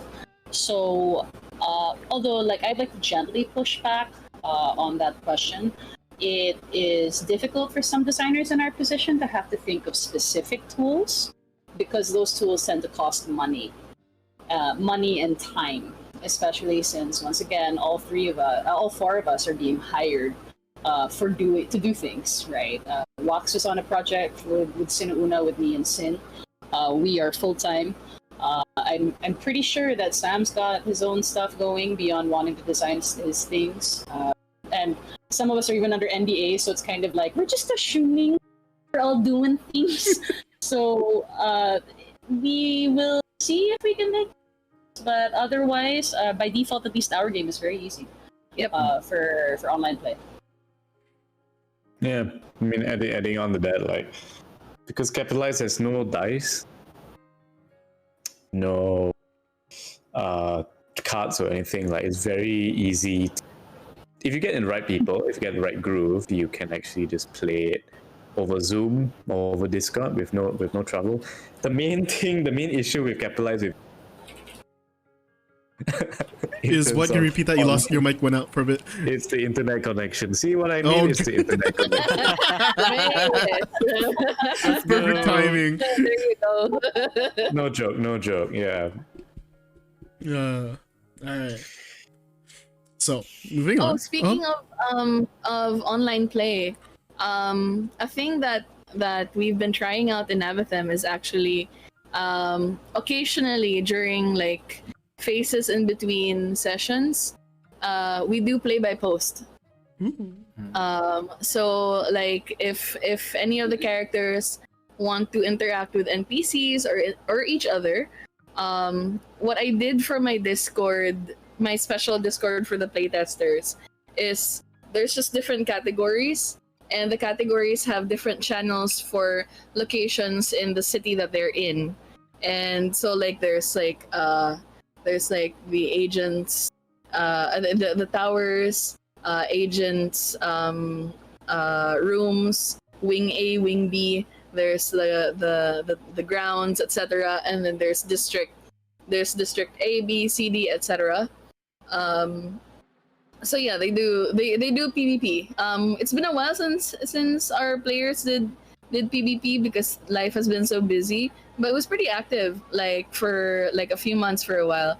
And every so often the players are still I miss doing PvP, why are we all so busy? But yeah, it's doable. And my system for it is each PvP instance is worth 1 XP for everybody that participates.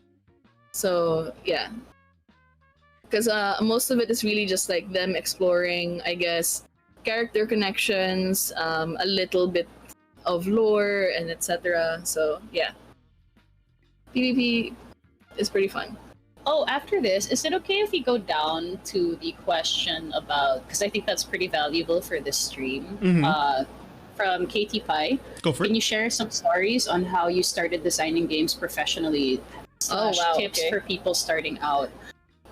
This is partially, of course, selfish on my part because I am very tired of seeing the same names over and over.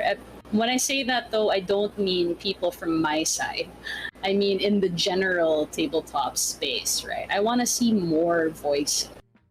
And an important aspect of community for me, and I've said this live when Asians Represent, Sam heard me, building a community is not just about building a community for your friends. It's about building a community for everyone, whether you like them or not.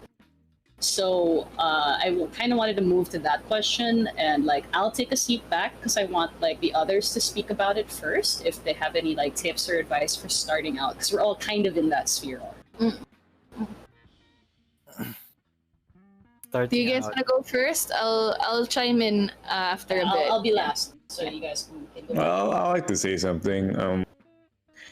Like I think I think like big part of it for me personally is just finding your voice and like knowing sort of like knowing how to listen and knowing how to, like not just listen to other people but listen to yourself. Cause like I feel like on Twitter it's easy to rise very quickly if you say what like groups of people want to hear, but what's gonna bring you, and that's fine, but like what's gonna sustain you in the long term, I think, is having your own voice, having your own having something like personal to give, because like at the end of the day, people are not going to stick around with you.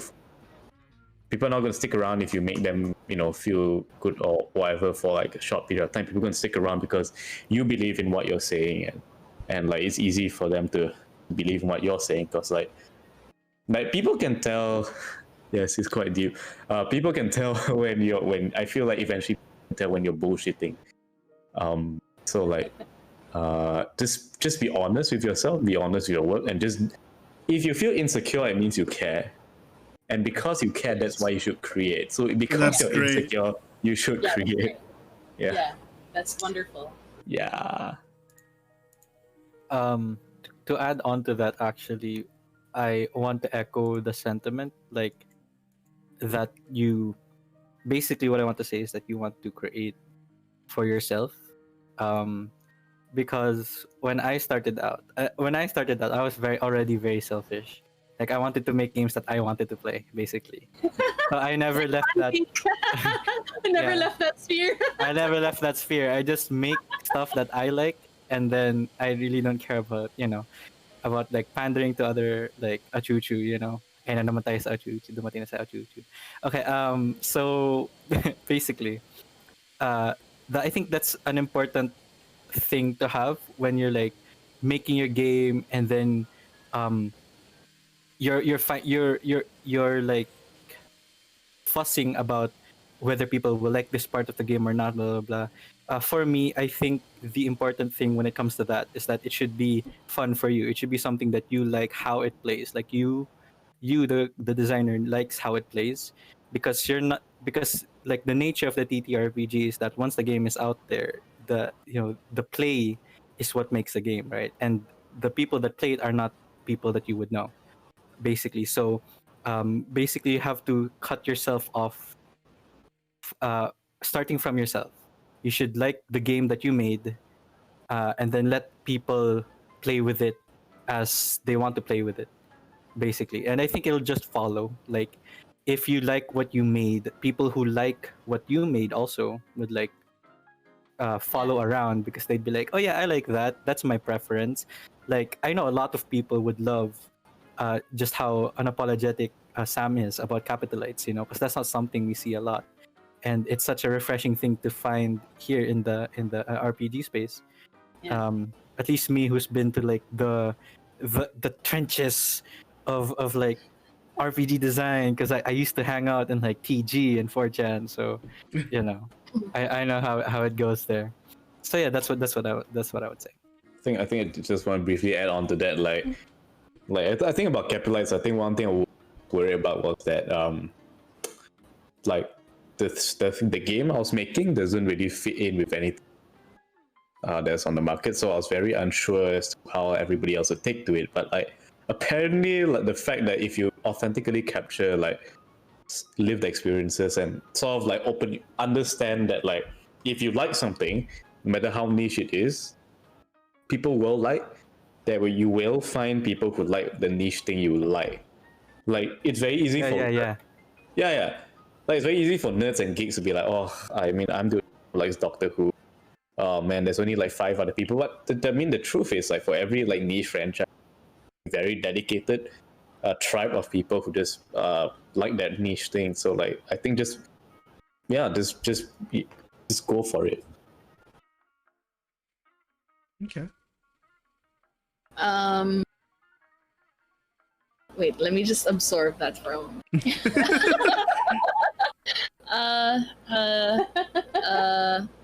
Okay. Tips, I guess. Read a lot.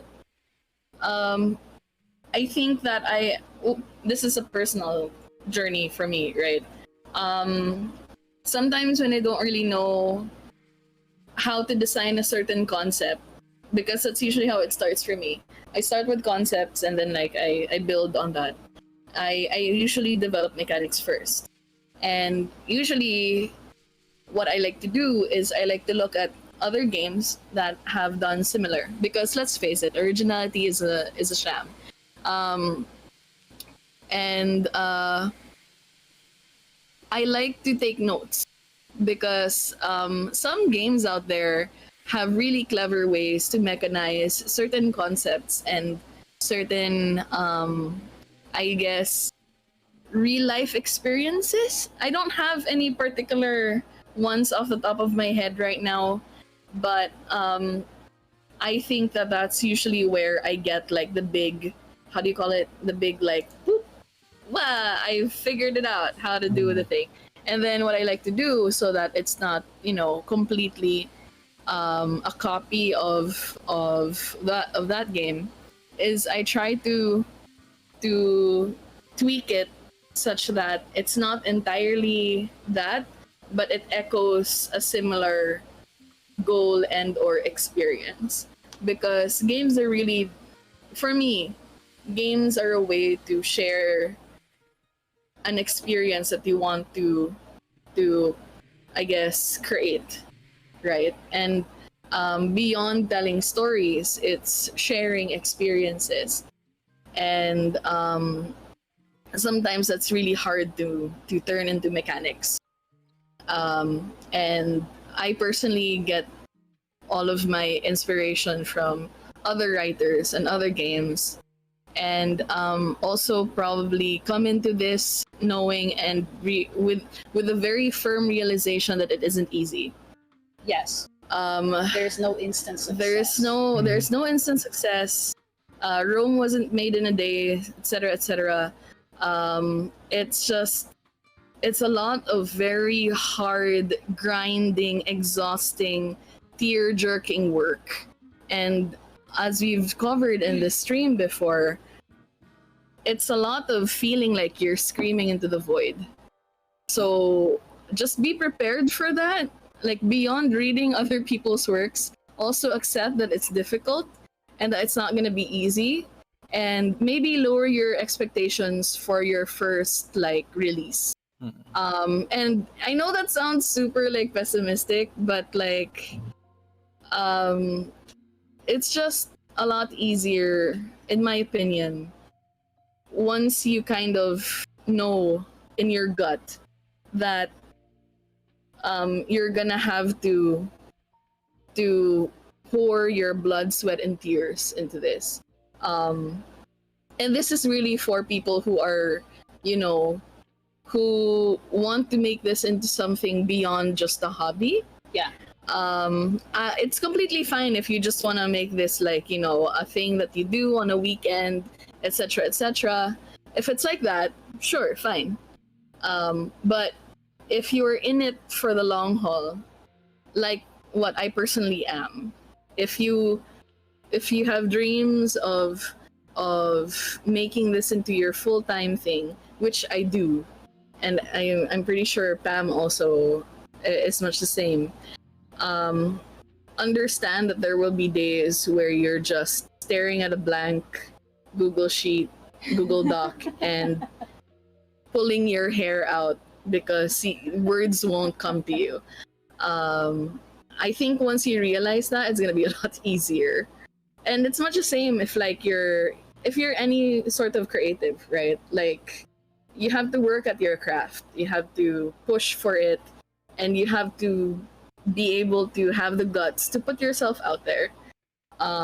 Because at the same time, like nobody's going to support you if you don't support yourself, right? If you talk bad about your own product, like it's not so great, it's also not going, like people are also maybe gonna question it. Like be confident in what you're making. It is you and it is yourself, and it's okay to feel good about it, you know. Yeah, I think those are like, I guess, my basic things. Like read a lot, understand that it's difficult, that it's not easy, that it's not going to be an overnight success, and yeah. Also, study a little bit about like dice mechanics and statistics. Just tiny bit. Of course, of course. Any Just dice is your best friend. Yeah, like any kind of mechanical thing. Yeah, You know, when it yeah. comes to tabletop. Or also like variation no, with no like dice masters has no dice. But like Yeah. look at how it works. yeah. Like Capitalize, if you wanna make like card mechanics, understand how a deck works and the Card the mechanic. randomness of that. If you wanna put tokens in your game, understand why tokens exist and what they're for, etc., etc. Like all of those things. And when you understand the core reason for a mechanic's existence, it's a lot easier to make variances of that Yeah. and to Yeah. evolve it however which way that you want. Yeah. Personally, that's how I do it, at least. I had to write my advice down first Of course. because like everybody was covering other stuff that I wanted to do, but my advice would be two-pronged, like actual practical tips to get you started, and then things you need to settle in your heart. So I'll start with things that you need to settle in your heart. Number one, know where you stand. When I say know where you stand, where are your politics? Understand that narratives have inherent politics. You have your blind spots and you have your human shortcomings. So acknowledge those. Think about them, reflect on them, because they will reflect in your design. And when they reflect in your design, you may not always like what you will see. And you're going to have to confront that. Then know where you want to go. When I say those two things though, know that it's a progress. You will never be 100% sure, and that's okay. There will be a lot of anxiety and a lot of tears, and if you're an alcohol drinker, a lot of alcohol. If you're a smoker like me, a lot of smoking, whatever, but it's going to be a thing. Be accountable. Because another problem with creators is that we often think that we can release things into the void and then just leave it be. But each one of us will have an audience and community and space behind our games. Be accountable for your design, for yourself. Don't be afraid to make mistakes, because there will be plenty. And honestly, in my experience, every mistake I've made formed another game or a possibility. And it is a learning experience. It is humbling, but it's a learning experience. And there's Mallow. You are also funding our cat by funding this chaos. If you like our cat, then fund this chaos. Anyway, refuse anyone who tries to define what a game is for you. They have no business telling you what the fuck a game is. Nobody has any business telling you what a game is. Hell yeah. Okay, like I've already said that a lot with a class that I taught. So many people in tabletop RPGs will tell you what a game is. Do not listen to them, because you are a designer. You get to decide for yourself. Then stare your feelings in the face. Emotions can make us blind, and it is actions that are important. If you're pissed off or upset or angry at something, take some time to think about it. Again, you may not always like what you see, but you will grow from it. Then, dunking gets you the wrong kind of patron. Another thing I've noticed, if you want to be professional, okay? If you want to just do this as a hobby, say whatever the hell you want. You are selling yourself. If you want to be professional, remember one thing. This industry is small. And there's a difference between dunking, meaning you are literally putting something on blast, no holds barred, etc., and you're not critiquing it, don't be surprised if nobody wants to hire you. So if you're really looking to go professional here, be careful, be accountable, know what feelings are informing which action, because you will find yourself shut out of good opportunities, you will find yourself misconstrued, you will find yourself misrepresented. And this will happen even with the best of intention.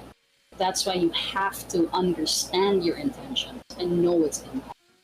Now, professional tips. As for everybody in the Philippines, remember that we have a tax-exempt law if you have a U.S. client. So if you have a lawyer friend, get their ass over there to go like, hey buddy, yo bro, how do I fill out this fucking form? Because they will help you and you will save yourself a lot of pain because the fees are fucking crazy. Yep. Right? Like Itch takes like a massive cut. PayPal can be a bitch. And by the way, if it's for PayPal, we ran into this problem. They're very, very finicky about identity. So make sure that you have your papers straight if you want to start taking money from PayPal. They have a cap. I believe it's either $50,000 US or $100,000 US before they start asking to confirm your identity. They will lock you out of your account for a month or two if you are not careful. Oh, and then if you don't submit your documents before that, they'll keep locking you out. Yep. And they'll keep limiting your account. Yep. So it took me a lot, and like I don't know what it says about me, but like I do not recommend relying on their customer support. Yeah, because it is non-existent. it's non-existent. Don't. So Yeah, just don't. just don't. Other practical advice: Patreon is not the only way to go. If you are going to go for Patreon, please remember that it is extremely hard work. The only reason why Sin and I have a lot of patrons is it's a confluence between opportunity and us basically exhausting ourselves with self-promotion. Patreon is not easy. It is not a quick buck. If you think about it as a tip jar, you will reduce your anxiety levels, I guarantee you, by 70%. I've cried about losing patrons, Yeah. and like there was a time during my Patreon run where I lost like 10 in a month. And the in the exit surveys they said that it was their financial situation, which made it a little easier to accept. But you know, it still hurts. But so yeah, just think of it as a tip jar, less heartache on your part. I'm also seeing in chat a question about dunking. If you'll notice, a lot of TTRPG spaces just post incendiary shit about everything and everyone in order to get follows. That is what I mean by dunking. And also, honestly speaking, as a pro, getting into the pro space, even side comments like fuck you, pay me more, or oh shit, I'm so poor. Be very careful with how you contextualize those, because you may actually end up insulting people who do want to give you money. I know it sounds terrible, but I'm just putting my lawyer hat on here, going like, buddy, if you want to go pro, if you want to be in the room where it happens, you gotta play by majority space while figuring out how to break doors down. And I think that unapologetically, I've broken enough gates to be able to put my money where my mouth is when I give advice. And to be honest, I'm not even halfway through the door yet. I've just been very, very lucky with people who believe in me. Also remember that networking is key, but if you're gonna network, be authentic. Because people can suss out a sus person real quick in this space. Yeah. Right? And if you're gonna sell something, make sure that it is something that you can sleep on, and that it reflects who you are. What other practical tips do we have for like starting out designers? Huh? Give yourself the weekend. Yeah. Don't work on the weekend. Don't work on the maybe? weekend. I'm saying this knowing that I might because I have a pending deadline. But like, don't be me. Give yourself weekends. Okay, it doesn't necessarily You- have to be weekend, but give yourself a break, because the last thing we want. Okay, here's the thing, right? I believe solely that every single designer is a voice, and that every single voice is valid, right? And every single voice that gets burnt out of this space is a loss.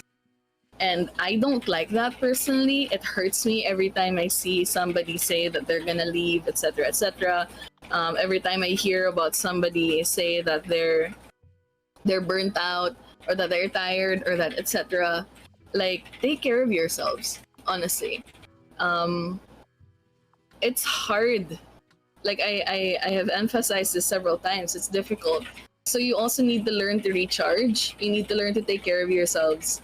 And you need to learn to give yourselves a weekend or two to just not do design and not feel guilty about not doing design, because that is a thing for sure. Oh yeah, have a digital signature ready when those contracts start coming in, and do not be afraid to do a bit of legal work, because A, you need to know your rights, and B, contracts really have a format that you should be familiar with. It may help. I might link something in the resource in the chat soon. It is a generalized document of rates that you want to consider. Again, please remember that I'm speaking for people who want to A, make this a half career, so other than your day job, you want to take it seriously, and B, somebody who wants to move into full-time spaces. There are general rates that you should be looking at. Yeah, please price yourself accordingly. Yes, please price yourself accordingly. Do not be afraid to price well. But also, do not get mad at other people who don't price the same way. Pricing is a very sticky subject for independent artists and creators. It causes a lot of angst, and a lot of people tie it to their self-value because that is part of the process. So, like, don't dictate prices for yourself. But if you know that you're being paid unfairly, take a step back first and figure out how to attack the problem. I forgot to also mention that as a real estate broker, I was into legal compliance, so this might be why I'm very I'm here to protect your rights and to tell you how to do the thing. Because I really want to see more voices. Like, seeing a new person post a new thing, especially from Southeast Asia, gives me so much joy. And so many people have so many questions and they don't know where to start. So whatever small knowledge I can share, I will share. Yeah. Yay, that was y'all had a quick fucking, what's it called? Skillshare moment. Okay. This was your Skillshare ad, but homegrown. Okay. I just want to add on to that the whole PSA thing, because I actually did because of the quarantine, right? I basically don't go out. So what basically happened was that I worked every day for 4 to 6 hours, 7 days a week for 3 months, and I developed tension headaches and health issues because of that. So don't do that. Just don't do that. Just chill out. You know what's funny? Chat, guys, every time you guys ask for advice, there's one advice you'll always hear. Don't be like us. Yeah, just don't. Oh, just to give you guys an idea also of some going rates. Oh my God, there is a oh really? Yes. There is a movement to make sure that TTRPG writers get paid 10 cents per word.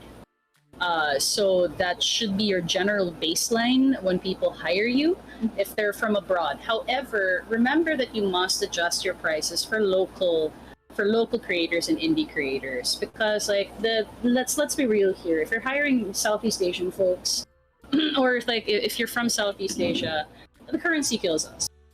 Right, so negotiate well, but do not punish excessively just because you want to get that right bill, right?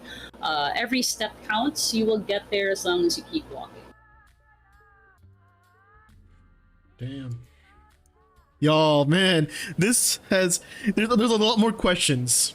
However, it is getting late. Yeah. It is getting late. But I think, chat, guys, this is more of a reason as to why you should be backing up their Kickstarter, backing up these people, supporting them any way you can, Patreons, etc., everything. Here is where you can start. You can start going through there and find that deep hole that you guys need to find out on how to support these people. So support the thank you, Shin. There you go, and support everyone else. With that said, there are some questions. Sadly, I am unable to get to them. I don't know if the guests would like to answer them in the near future, in their free time, if they can. But apart from that, guys, I have 2 questions. These are from me. Don't worry, they're quick answers. Okay. So, when is the original soundtrack coming for all your games? Ah! Oh my god, that has so much to say. If you get me to if you get the whole thing to like I think like 900K, I will personally hire CLC from Cube Yeah. Entertainment. I will Let's buy go. CLC and I'll ask them to do a single. Insane. That would be amazing. That would be so cool. Just it. Stand CLC. Fucking sick. And last but not least, I think I'm gonna just plug it instead of a question, guys. Session 0. All right, this ain't the last you guys will ever hear of these people. Hopefully in the future they'll come back on the show. But guys, there's one sure way to see them again. Okay, one extremely sure way, and it's to go to Session 0. It's free. Shin, I don't know if you're there, but can you get the link for me if you don't mind? Do remember that you need to sign up Yeah. to be able to enter the event. If you don't sign up, you won't get the link for the server. So you need to sign up. And also do remember that the event is free. We really just need you to sign up so that we can give you the link, because it's not exactly a like, we won't be throwing out the link to the server randomly out there in public. We need to also like make sure that we keep our spaces safe, and this is one of the ways that we're trying to do that. So yeah, please, we whenever you sign up, and this is important, you actually say yes to the COC or the code of conduct that we enforce within any and all events under G&G Meets. So please sign up so that you get the server link this January 30 at noon GMT plus 8.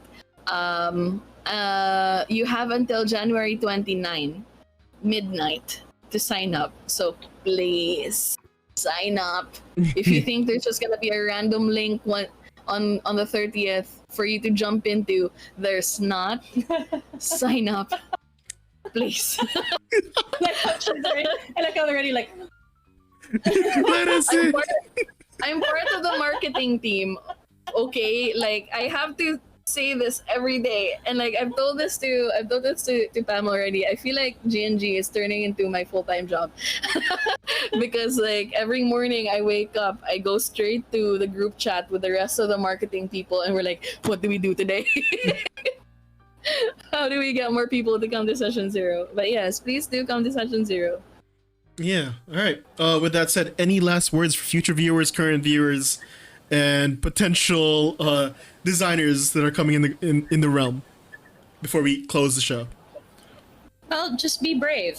Be brave and know that we are here for you. The only Yes. people that we are not here for are assholes and Nazis and fascists. Hmm. But beyond, and also sexist pigs.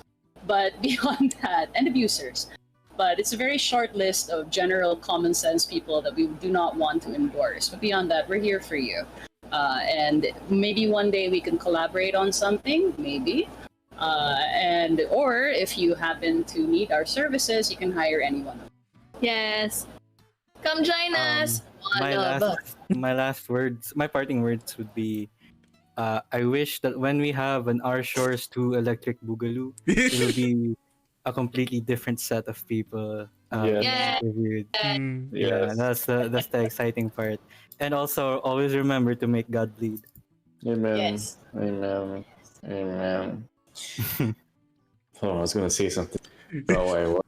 You got this, man. You got this. Wait, one thing. Oh my goodness.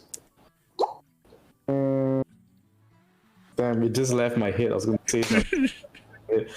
Hate that feeling. Yeah. No, it's also the drinks. It's just. Oh, wait, hold on. Is it coming back? Is it coming back? Oh no. You can do it. Okay, wait. It's something to do with. If you are from a country that's not in Southeast Asia, specifically a Western country or Australia or New Zealand, just letting you know that that like your currency here is very good. Your currency here is like 2 or 3 times bigger than us. So if you do hire us, you're getting quite the bang for your buck, and You like are. yeah, and That's you're true. like if you, because of the exchange rate, like paying us would be. I'm not saying we're cheaper, but we are. But I am saying, it's worth. Like I can do like I get like very like I get like once. I get sporadic. Not sporadic. I do get commissions, not as many, but the fact that they are from white man countries, white man's money, and they comes over here, it's quite sizable. It's quite sizable. So do hire Southeast Asians. Wink, Remember, wink, nudge, nudge. $1 is like times 50 here in Yeah, the Philippines. yeah. People who hire us and thank you for hiring us. You regularly pay for our rent, utilities. That's so So true. we are, And- yes, so And and you give us padding for emergencies. yeah, Yes, so yes. thank you so much to the Yeah. to the people in the community spaces who have been so supportive and continue to believe in us despite Yes. everything. Mm, Yes. Thank you so much. mm. To give you some perspective, 2 USD can pay for one good meal. Mm. Yep. Yep. Yeah. I'd just like to say that we are $400 away from 10,000. Oh my god. Yo, So- y'all hit it before you Yo. fall asleep, 100%. It's like So, one there you third go. away. Thank you so much. I have no other words. Yo, hopefully all the future viewers, man, we already finished, the goal, right? 2 days, 3 days from now, yeah, I see you, bud. Thank you. High five. Yeah. All right. With that said, guys, we're ending the stream here. Yeah, it's been very lovely to have all of you guests and whatnot. This officially ends the stream because now I have to go find someone to raid, as this is what I do on Twitch, and sharing the love and whatnot. So in the meantime, have fun talking to chat if you'd like, or leave. Anything's cool. All right. Yeah. Berlin is streaming. Okay. Oh, okay. So we will stream. Oh, we will stream. We'll be rating one of. I think it's safe to say one of my official artists that will be helping me with producing this show that you guys see every week with the campaigns, the inner monologue, stuff like that, guys. His name is Berlin. However, he goes by Pixel Tight. Let me find Stream Manager. There we go. And we're gonna pass on the love to him. He is also an avid fan of this show too, so it'll be very nice to share the love over there. Raid channel.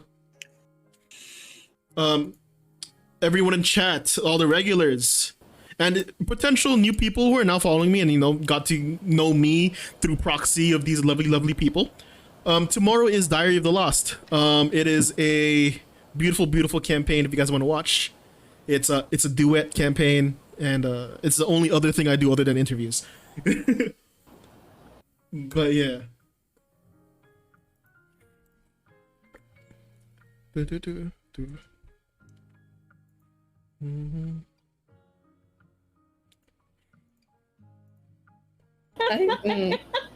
God damn it. God damn it. Y'all know the drill. There is the raid message. We'll catch all of you next time. Bye. Hell yeah. All right.